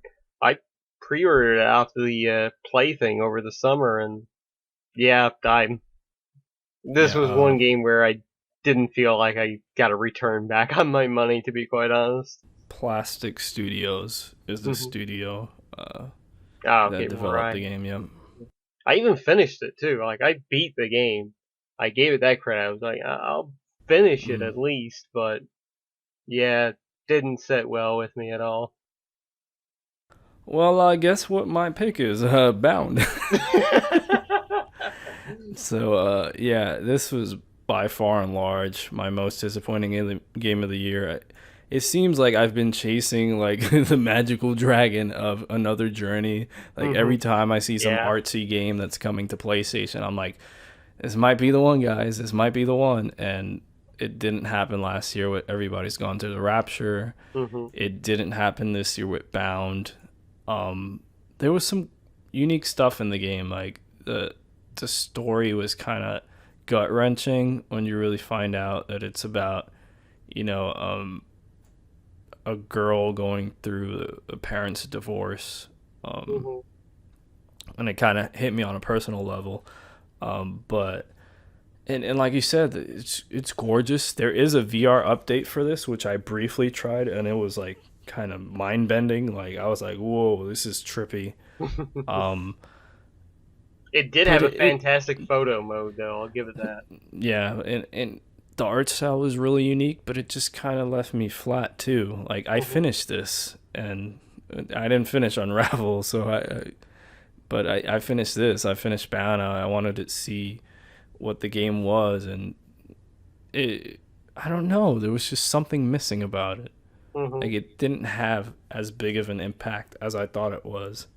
And yeah, the pirouetting, or how do you say that, pirouette or whatever, the Yeah, dancing yeah. that the character does Hmm. was kind of weird. I think of Colin talking about this. I think it was on Gamescast or PS I Love You or something. He just was like, he was just making fun of the game about the character, dancing constantly and something. And he was like, "No, this is enough. I'm shutting this off or something." I don't know. It was just funny, Hmm. but I don't know. It was disappointing because I had high expectations for it. I still enjoyed aspects of it, but it just, man, I don't think that's ever gonna happen again. Like what happened with Journey. Yeah. I'm just gonna keep chasing that dragon. mythical dragon. Mm-hmm. My most disappointing game was something that I've been looking forward to a very long time. I finally bought the game when it went on sale. So excited to play it. And then I was so disappointed, and that's Mirror's Edge Catalyst. Oh man, Like, I wanted that game so badly to be good, but it was bad. crap! Like, It was so bad. I forgot to put it. It should have been on my list because that game was. Oh, the open world structure did not work for it at all. that game should have been number one. I forgot about it. That's how bad it was. Oh man! But I'll let you talk. Uh, yeah, I barely even like. I really tried to play this game, Mm. but like the last hour that I put into, I'm like, I don't want to play this anymore. Like, I do not feel good playing this. I I'm fine with like the verticality. I hate heights anyway, but I'm fine with it. It didn't like make me dizzy or sick or anything, but it just felt so bland going around the world. Like, I don't know. It was such such a disappointing game. I even missed the Harmony cutscenes into it. Those are good. Hmm. Oh man, yeah, it was. That should have been my number one because I love the original Mirror's Edge, and I was like, man, they're making another one, and I was Mm-hmm. like, man, no, they shouldn't have made it. um, Going to the Outlaws, Equinox said none of the games I played were disappointing. Good for you, sir. Happy for you on that one. Lavitz said The Witness for him. Hmm. Back over to the YouTube comments. Alexander said No Man's Sky, with his runner-up being Uncharted 4. Get out of here. Who said that again? Alexander Ertz. Damn it. Nah, Alexander, I'm just kidding, man. I'm pretty sure Izzy's coming for you in OGW now. I'm just kidding, man. Everybody's got different tastes. Yep. Aussie Legend, Mirror's Edge Catalyst, and Alien Nation for him as well. And now that I think about it, yeah, I think Alien Nation kind of ranks up there for me as well. Not extremely high, but it's a game I kind of forgot about after a while. Mm. Uh, Marculio didn't have anything, and Aaron B said Street Fighter V as his most, and his runner-up was Homefront: The Revolution. Ooh, that's rough. Yep. If you pick that one up, that's rough. All Yeah, right. Street Fighter would probably be up there for me too, but Mm-hmm. All right. So moving on to our next category, we're getting into the fun ones now. The game that we bought but want to play more of. yeah, runner up, Last Guardian, but I'll finish that up within the next few days. Then my pick is Final Fantasy 15, Mm-hmm. which we talked about earlier. So Yep. I tried to pick two games that I have not actively been playing the last little bit, but are still in the back of my mind that I want to go back to. My runner-up was Star Ocean 5, which I know landed on to most disappointing for a lot of people out there that were looking forward to that game. mm-hmm. I was just happy to get another Star Ocean, so I can kind of overlook the massive amount of problems that game does have. And my number one is Tokyo Mirage Sessions. I Oh, that's really right. want to get back to that game. I did not put a whole lot of time into it, but I was really digging it. It was Persona. And when Persona got delayed and then delayed again, this could be a time filler for me on that, but it's so hard to load up the Wii U and play anything. It really is. um, from the Outlaws, Aaron B said Rise of the Tomb Raider is his number one, and runner-up is The Witcher 3 for him. Mm-hmm. Merculio said Civilization 6 with Doom. Aussie Legend said Doom, so people will shut up about it. And his runner-up was Watch Dogs 2. And over on the group, Lavitz said Dragon Quest Builders. And Equinox said Tomb Raider. Okay. Now, next category, game we didn't buy, but planned to at some point. And I'm pretty sure the one I had here last year is a game I still haven't bought yet. That's funny. So yeah, my runner-up for this was Deus Ex: Mankind Divided. I'm kind of hoping for a Boxing Day sale on that one. And yeah, that one's been on sale a lot, at least here in the States. Like Amazon and other places have been discounting it. Like, so I've seen it as cheap as like $20-$25. Oh, okay. I think the cheapest I've seen it here is around 40, but at that time during Black Friday, I picked up Tomb Raider, so. And my number one is Inside. I really want to play that, so. Oh, I wish like PSN had a gifting thing like Steam does, because I would gift that game to you because it's so good. My runner up is Thumper for PlayStation VR. Oh, okay. It's a music rhythm game that has. Apparently, Jeff Keighley really likes that one. Yeah, I've heard a lot of great things about it. It's one of the standout games for PlayStation VR. Supposedly, I haven't tried it myself. I haven't even tried a demo. I don't know if it's available on a demo disc. It might be, but I've heard a lot of great things. And since I'm into the PSVR, I try, a bunch of different stuff. Even it ends up being disappointing. Which Robinson should probably have been on my list too. The most disappointing list, because that game almost made me puke. Damn PlayStation VR. And then my pick is Battlefield 1. Heard great things about it. I rented it briefly, tried the first mission. I was like, this is depressing. Like, Battlefield 1 is not like a Call of Duty type of campaign. It takes itself like really seriously. Yeah. I'm like, no, this is really good depressing. for them, though. Given the war they decided to go with, it was a good choice. Yeah, not a knock, but I decided to play this like right after the election. I was like, oh god, no. So just to put things into context, but yeah, that's it for me. Okay, the Outlaw said from Equinox, he had a bunch here: The Last Guardian, Titanfall 2, Doom, Civ 6, Dishonored 2, Deus Ex, Hyperlight something, Oh wow, Hyperlight Drifter probably, and Final Fantasy 15. Oh, by the way, he also had another comment there. I never noticed it. His best trailer was Death Stranding. Oh, okay. Lavitz said a game you didn't buy but plan to. Persona 5? Question mark. Horizon? Question mark. Zelda? Question mark. They all got moved to next year. Good point. Yeah, good picks there, man. Alexander Ertz said The Last Guardian, with his runner-up being The Witcher 3 Blood and Wine.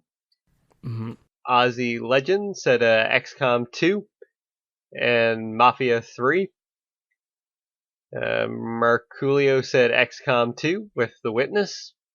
And Aaron B said The Last Guardian, with his runner-up being Final Fantasy 15.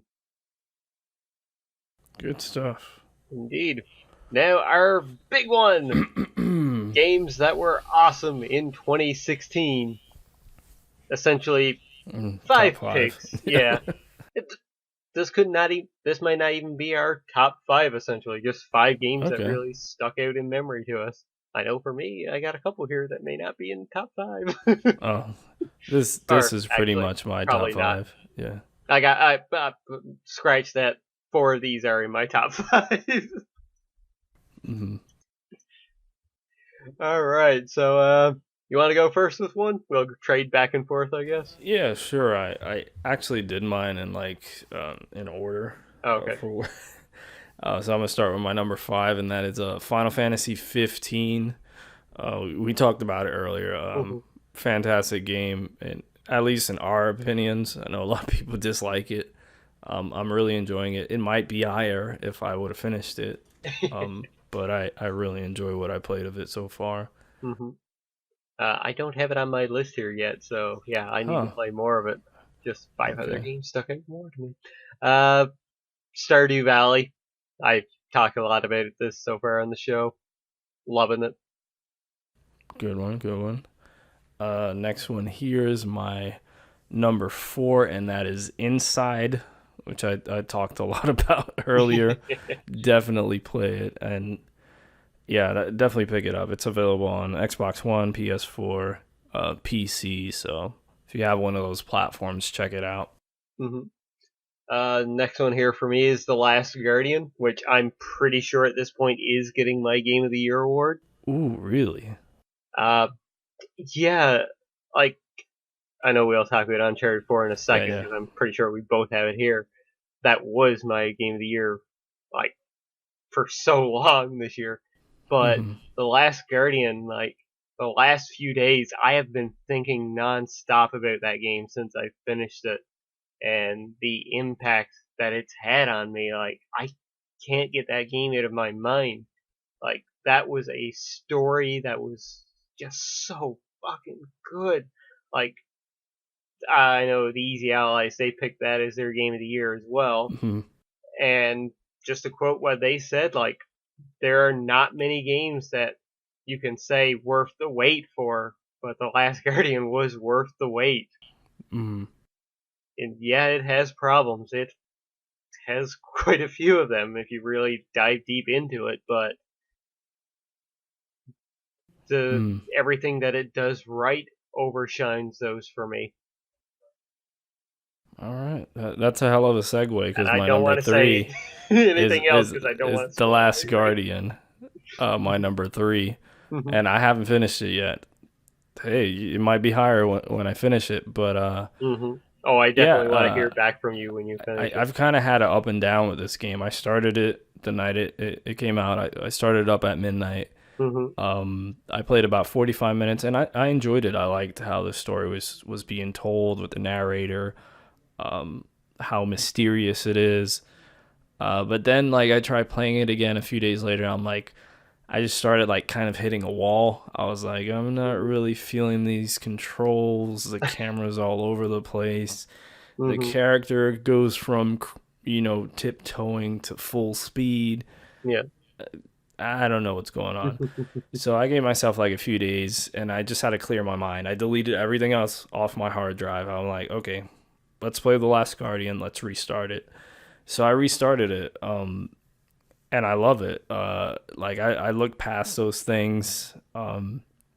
Even then, like it still has the cameras all over the place still, but I've gotten used to the controls. And I think what was messing with me was this is not a game you could jump from this game into another game, in my opinion, because Yeah.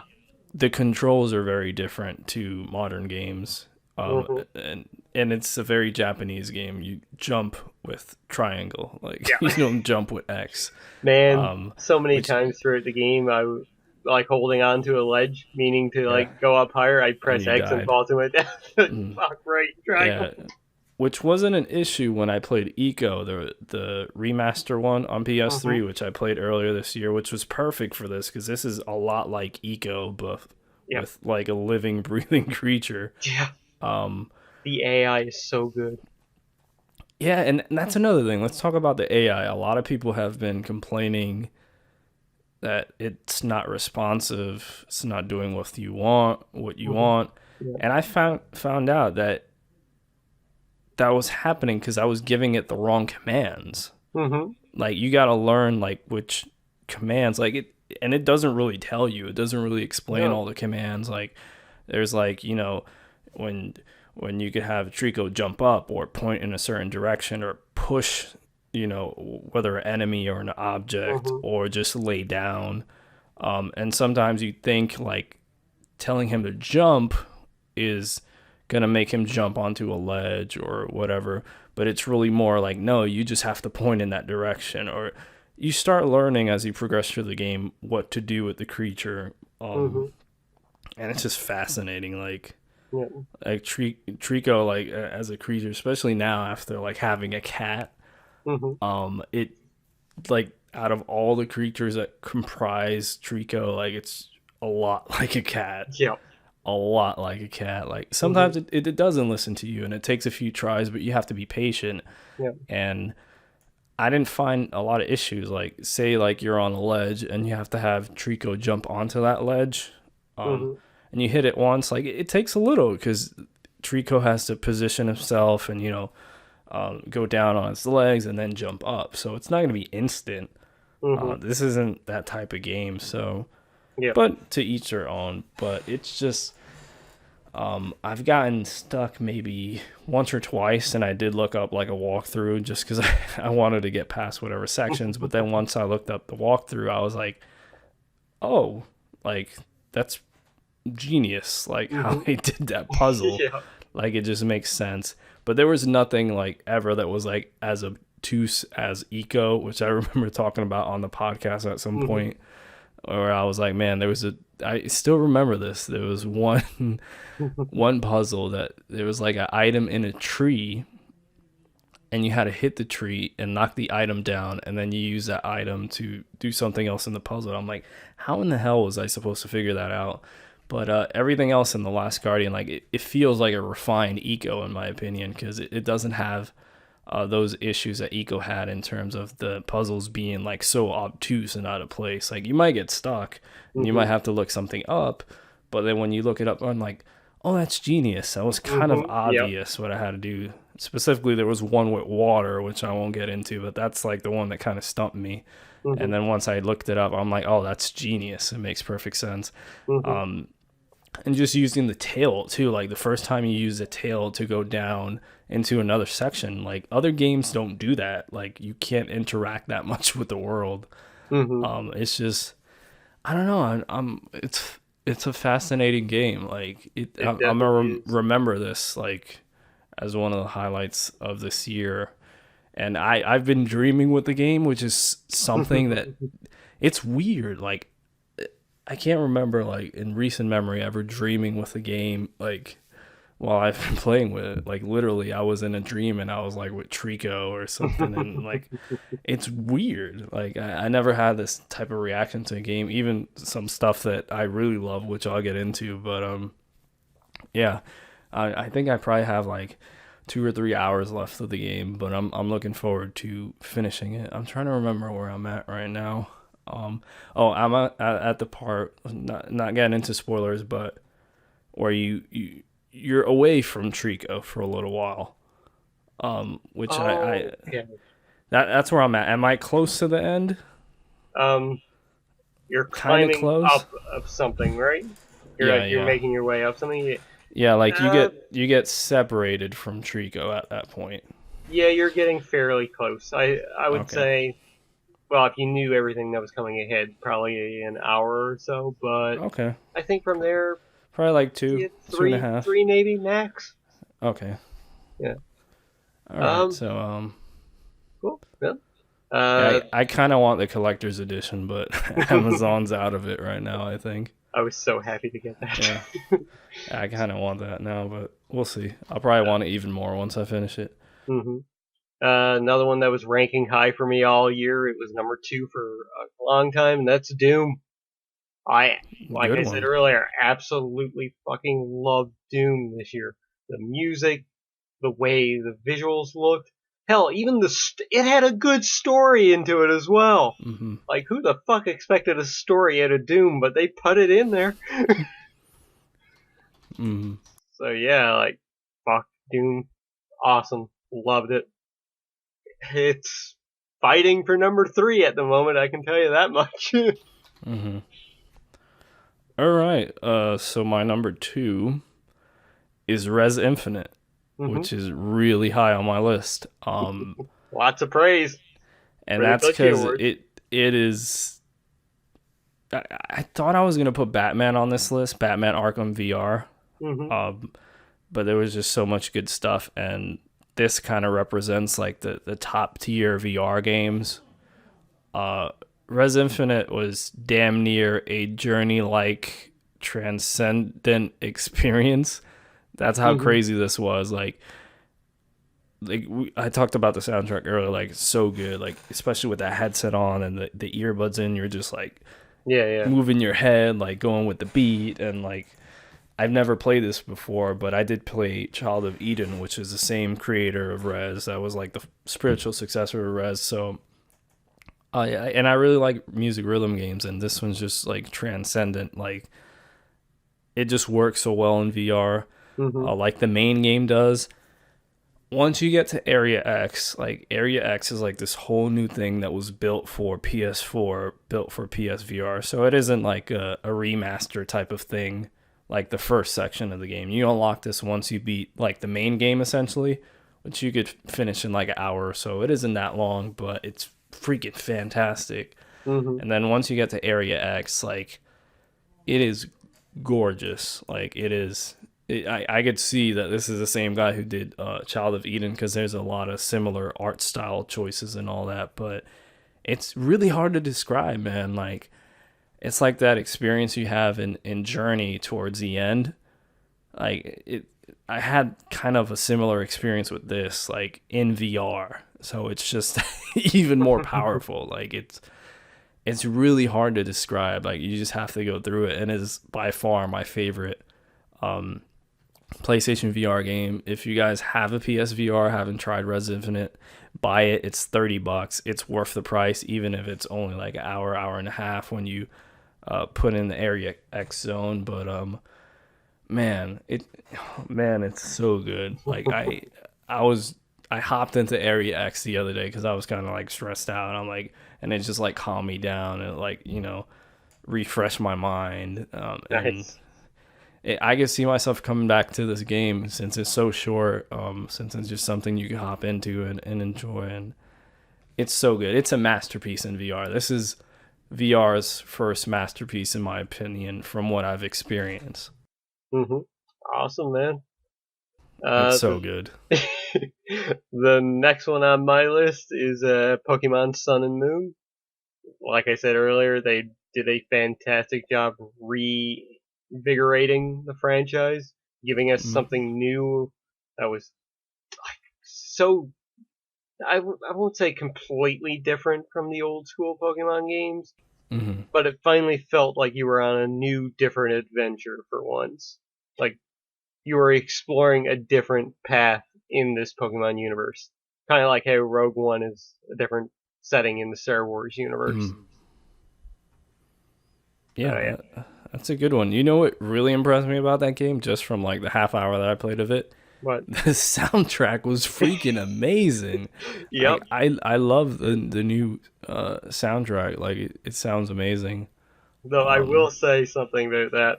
I've been in a couple of intense battles, and the music Yeah. has been so poppy and cheery. I'm like, this doesn't feel right right now. Oh. My team is getting slaughtered. There's happy music playing. That's funny. Okay, so my number one for this year And is my number Uncharted one. 4. Right? Like Mm-hmm. How it can it not be? um Well, I mean, Last Guardian's my number one, but my last Yeah. pick on this list is Uncharted. like it's so good. Mm-hmm. We talked about it in length probably like around the time the game came out, and we talked about it, and at the time I was like, it's gonna be hard to beat as my game of the year. And I still haven't beaten Last Guardian. That might take its spot, but it was just a perfect ending to the trilogy, and someone who's been with it since the beginning, it just had perfect payoff. The story was incredible. Yep. We talked about the visuals, stunning, one of the best looking games ever. Mm-hmm. The gameplay mechanics are great too. Like I know a lot of people are like, "Oh, the Uncharted shooting sucks," blah blah blah. I think it's great. Like I don't know what they're talking about. The inclusion of the rope I thought was cool. The way you're moving around the world, and how this game was a little more open in its level design with stuff like the Jeep level, which was cool. It was a little more open ended, and then like when you were fighting enemies and how you could go around enemies and strategize and do things like that. The set piece moments are great. Man, it's just like the complete package. And like I haven't played much of online, but I heard online's great. They just released a survival expansion stuff, which is a free update. I gotta try that out because I heard it's really good. It's like a horde mode for Uncharted, but with a little more diversity in it, from what I've heard. It's just a complete package. Like this game, like it like got to me emotionally at the end. Like I'm looking down this list of games that have made me like emotional, which Res Infinite was one too. Like I almost broke into tears, or I had tears in my eyes while I was playing it. Uncharted 4 was like that ending. The epilogue was, oh man, it was such a great payoff. Like just start to finish, masterpiece. Naughty Dog knocked it out the park, especially with how many problems we thought this game was going to have, and how many problems it did have with the development, and Amy Hennig leaving, and then Neil and Bruce taking over, and then really just scrapping the whole story and starting over. And it ended up still being a masterpiece, which just shows you like the quality of Naughty Dog. It's just tremendous. All right.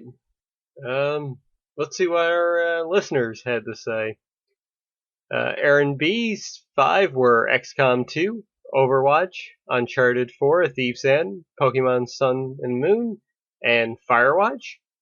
A really good lister. I need to get back to XCOM 2 as well. Oops. I accidentally clicked something there. Marculio had The Witcher 3 Blood and Wine, Dragon's Dogma, Mafia 3, Call of Duty Infinite Warfare, and to make Izzy happy, Inside. Nice. Aussie Legend has written, withheld due to copyright of a future video I haven't made yet. Okay. Fair enough. Oops. Alexander Ertz said, XCOM 2, Civ 6, Final Fantasy 15, Sun and Moon, and Dragon Quest Builders. Levitz said Uncharted 4, Ratchet and Clank, Ace Attorney 6, Spirit of Justice, Fire Emblem Fates, even with the price gouging DLC heavy shenanigans, backdoor shady deals from Nintendo, and Overwatch. And from Equinox, he had Witcher 3, Dark Souls 3, and Uncharted 4. All right. And now we have covered 2016. We have taken in what we consider some of the best games of the year. So it's now time to look ahead to 2017 and 5 games, in no particular order, that we are looking forward to. Yeah. I'll kick this off. Right. Horizon Zero Dawn, PS4 exclusive, coming out in February. This game was delayed, as we talked about earlier. Yeah. Coming from Guerrilla Games, which they've been known for the Killzone series. It's great to see them work on something new. They've been working on Killzone forever. It really looks like this is going to be the next big thing from PlayStation. It looks like kind of like a Zelda on PlayStation. Yep. But better, dare I say. Yeah, it looks great. I'm really excited for this one. Nice. Me too, because that's on my list as well. The very first thing I wrote. I figured, yeah. Yeah, cannot wait for that game. It's everything I've seen. It looks so gorgeous, so good. Looks better than Zelda Breath of the Wild. Yep. I guess I'll go ahead with a different one. Persona 5. Another game that got delayed and delayed. It's been delayed again till April now. Right. What the fuck am I going to do on Valentine's Day now? Thank you very much, Atlas. For Honor. Oh, yeah. Vikings. Well, it's always online, Izzy. do it for Huber, man. And Vandenberg was the guy's name, right? Yeah. Oh, man. There will be plenty else in February to play. I'll be catching up on January games in February at this point. That Yakuza. Yeah, that one's on my list as well.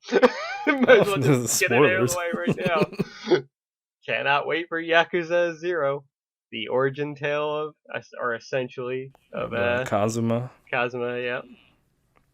That's crazy that Zero's coming out, then Kiwami's out in the summer. And then 6, is it? Yep, right? It is out in 2018. Wow. Man, it's hitting everybody with Yakuza this year. Yep.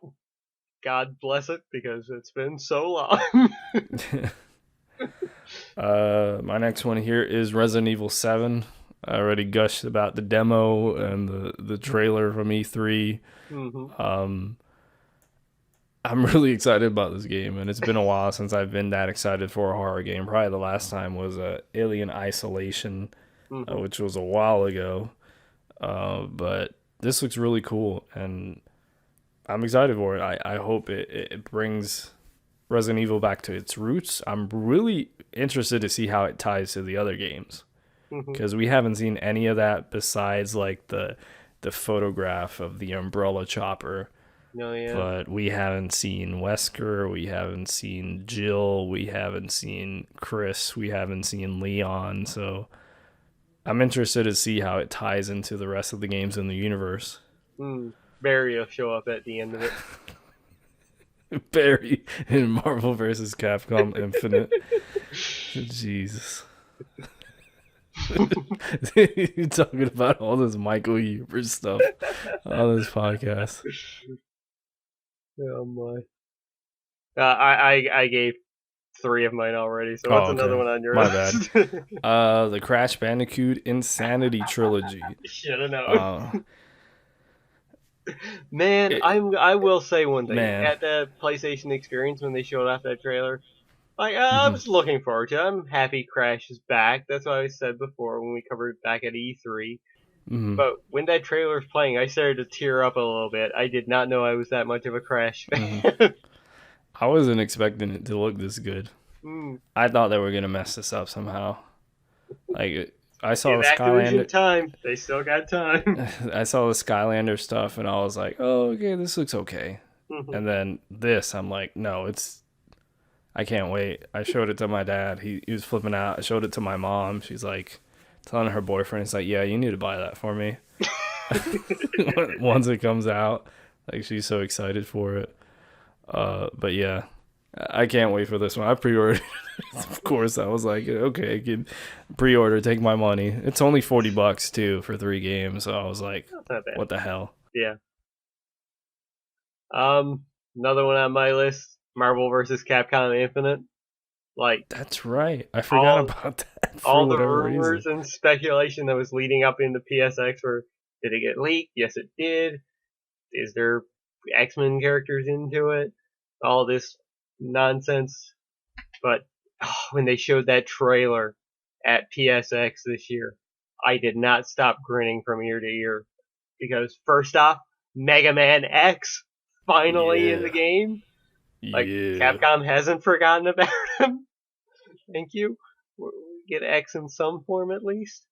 Then Captain Marvel showing up there. It's like, awesome. That is so cool. You got the Infinity Gems playing a part in this game. They showed off the gameplay at the Capcom Cup later on, and it looks good. It looks so good. I do not get excited about fighting games very often, and I don't put a whole lot of time into them. Like Mortal Kombat, I bought that. Yeah. I haven't bought X yet, but I bought that, played through the story. That was it. That was my time with it. Mortal Kombat. Marvel vs. Capcom is that one fighting game series for me where I will put in so much time into it. With 3, I played the hell out of that. Got extremely good, in my opinion, playing Deadpool into it. So, yeah, I will lose hours upon hours of my time with Infinite, especially if they put the Punisher into it. Please, that's all I'm asking for right now is the Punisher. Yeah, it's probably going to be the John Bernthal Punisher, because the way the character is designed, it's clearly inspired by the cinematic universe. Once I saw Captain America, I was like, okay, this is inspired by the movie and TV universes. Yeah. Yeah, that's a good one. It's cool that they're going back to uh, the tag system. That it's just one, Mm-hmm. two characters 2v2, essentially. yeah. Yeah, 2v2. That's what I was Going with trying to like the say. Tekken tag formula, Yeah, basically. and then the original Marvel versus Capcom Formula 2. Mm-hmm. It's still not sprite based. I really wanted it to be sprite based, gorgeous hand drawn, stuff. But it looks good though. Mm-hmm. Okay, I got another one here, and that is ukulele. Oh yeah. That's coming out. They finally gave a date. I think it's in April. Mm-hmm. Um, I was so sad though. I looked at the pre-order price on PSN. It yeah, was like $54 Canadian. it's $40 over here. I was surprised. I thought it was gonna be cheaper for whatever reason. But hey, Mm-hmm. if it's a full product, I'm down to check it out. I have the PC version coming. Hopefully, I'll be able to play that. Oh, that's right. You backed it, Yep. so I think they might do they let you like switch platforms? Because I know they canceled it for Wii U, so like people I'm got to switch their platforms. I don't know. not sure. Okay, but yeah, I'm excited about this one. It looks cool. Looks like a really fun 3D platformer. We don't see much outside of Nintendo nowadays for that specifically, so excited for that one. Mm-hmm. The last one on my list is something that was revealed, quote unquote, at the Game Awards, and that's Telltale's doing Guardians of the Galaxy. Oh. How can I not put that as my number one? Mm-hmm. Yeah, once I saw that, I was like, "You're gonna lose your mind for that." Mm-hmm. I'm gonna pick it up right away. Yeah, my last one is Shenmue 3, Mm-hmm. which I don't think it's coming out in 2017. It's supposed to be holiday 2017, Mm-hmm. according to the Kickstarter, but you know how Kickstarters go. Yeah. So we'll probably see this in 2018. Okay, good news. I did just look up the ukulele Kickstarter, and it does say in there a code to download the full final version of ukulele on the console of your choice. So, Nice. So you got it for PS. I'm guessing PS4. Yeah. hmm Okay. unless somehow they manage to put it on the Vita, which is never going to happen. Nah, if it can't run on the Wii U, supposedly, or they just, I don't know, maybe they dropped it just like Nintendo dropped Wii U, but Yeah. we'll see. Sorry, I was interrupting you there. No, it's okay. Oh yeah, I pretty much got through what I was gonna say. Shenmue 3. Mm-hmm. I don't think it's coming in 2017, but I'm very excited for it. Hopefully, at least in 2017, we'll get a HD 1 and 2. Yeah, Like that would just make perfect sense on PS4 and PC to release that. it would, yeah. Alright, so from the community, we have Alexander Art said Final Fantasy VII Remake, then in brackets, 2018, question mark. Shenmue 3, 2018, question mark. Persona Good boy. 5, Persona 5, Resident Evil 7, and Red Dead Redemption 2. I still don't that's believe right. that. I do not believe that game completely is forgot coming out about next that. year. Yeah. I honestly don't believe that game is coming out. Ozzy Legend said Torment, Tides of Numeria, which I'm excited for about now because it's coming to PS4. Trophies are already up for it. Ukulele, South Park, The Fractured But Whole, Neo, and God of War. I may be stretching a bit as I could very well see this coming out nowhere near 2017. Yeah. I'm guessing March 2018. Yeah, I think I would agree with you on that one. Mm-hmm. Marculio said Elix, which I have no idea what that is. ELEX. And haven't heard of it. Sniper Elite 4. Aaron B had Crash Bandicoot Insane Trilogy. Injustice 2. Man, next year is going to be so good for fighting games. I forgot about Injustice. Persona 5, Outlast 2, and Red Dead Redemption 2. And over on OGES, they had Equinox said super hyped for Mass Effect, Red Dead Redemption 2, holding my hype in check for Zelda and Horizon Zero Dawn, and curious about Persona 5. And Levitt said Persona 5, The Legend of Zelda Breath of the Wild, Detroit. I don't believe that game's coming out next year. Maybe in the fall. Maybe. Mm-hmm. Red Dead Redemption 2, and South Park The Fractured Butthole. And ladies and gentlemen, there are your 2016 Glitchy Awards. That was a long episode. That was, but we also got one final thing, the fantasy draft update. Okay, let's run that down. Alright, so, for me, I had Uncharted 4, which got a 93, Persona 5, delayed, Dark Souls 3, an 89, Star Fox Zero with a 69, Nice. Horizon Zero Dawn with a delayed, Divinity Original Sin 2, delayed, The Last Guardian with an 83, What Remains of Edith Finch, delayed, Doom with an 87, and Bravely Second Endlayer with an 81. So my total points came to 502. So my average was 50.2. Games that were released, I had 6 total out of the 10. And my non-delay average, which was the total divided by 6, was 83.6. Okay. And for you, Izzy, you had I know I XCOM. screwed that up. You had XCOM 2 with a 90, Mario NX 0, Zelda Wii U 0, Mass Effect Andromeda 0, Deus Ex Mankind Divided 85, Rhyme 0, Jeez. Street Fighter 5 a 77, Cuphead 0, Oh my god. Unravel 81, Gears of War 4 85, and I will say I picked the highest score for whichever version of the game.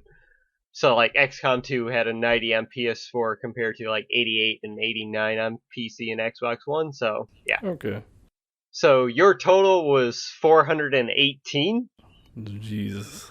Your average was 41.8.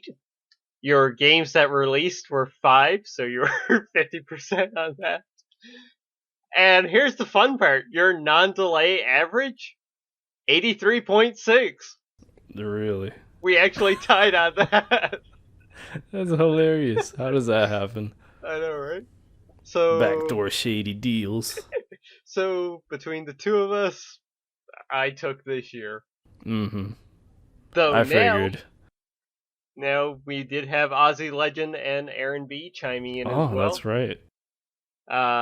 Aussie Legend, of course, went with games that neither of us picked, and Aaron B went with a mixture of everything, really. Games we didn't include, plus stuff we did. So it was it was great that they did that, because that really changed things up here a bit. So Ozzy, he had Overwatch with a 91, Torment, Tides of Numeria, 0, Firewatch, 81, Below, 0, Dishonored 2, 88, The Witness, 87, Mirror's Edge Catalyst, 74, Zero Time Dilemma, 83. There's a game that should have been on my games I bought but didn't play. Oxenfree with an 80, and Tacoma with a 0. So Ozzy's total, he kicked our asses, was a 584. So 58.4 average. He had 7 games released, and his non-delay average was actually 83.43. Okay. And Aaron B, yeah, he had Uncharted 4, 93, Zelda Wii U, 0, XCOM 2, 90, Unravel, 81, Fire Emblem Fates, 87, Quantum Break, 77, Yooka-Laylee, 0, Tacoma, 0, Adrift, 63, and The Last Guardian, 83. His total was 574, so 57.4 average. He had 7 games released, and his non-delay average was 82. So there we go. That is the end result of the I'm hearing something inside. Of the 2016 Fantasy Draft. All right. So, Izzy, I gotta ask, we gotta get you back early in the year so we can do a 2017 draft. Yeah. I should be able to do something within the next month, and then we could do a little draft. Mm-hmm. All right, so guys, well, questions and comments, we already covered that in the big section. So that's going to do it for this episode. And Izzy, I thank you so much for rejoining me for this special episode, man. Yeah, no problem, man. I wanted to do this for a while now. I know we've been talking about it, so yeah, it was fun. Mm-hmm. And like you said, hopefully you'll be back on semi-regular. Yeah, coming in for those special episodes. Mm-hmm. So I got it. We could do one for I was about to say NX.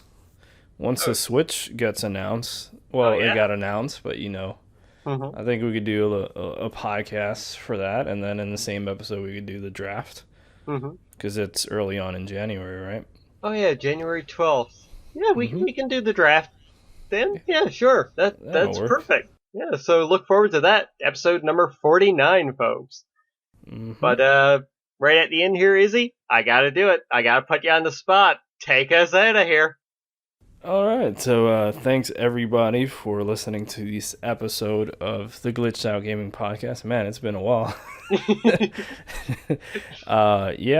Thanks for everybody who commented and gave their opinions on all these lists that we have here, all these different categories for the Glitchy Awards for 2016. For Lord X, I am Izzy, aka Israel Pacheco. And we'll see you guys in the future. Boom. I don't Hit know. The We're lever. glitching out. Oh, I forgot. I forgot my line.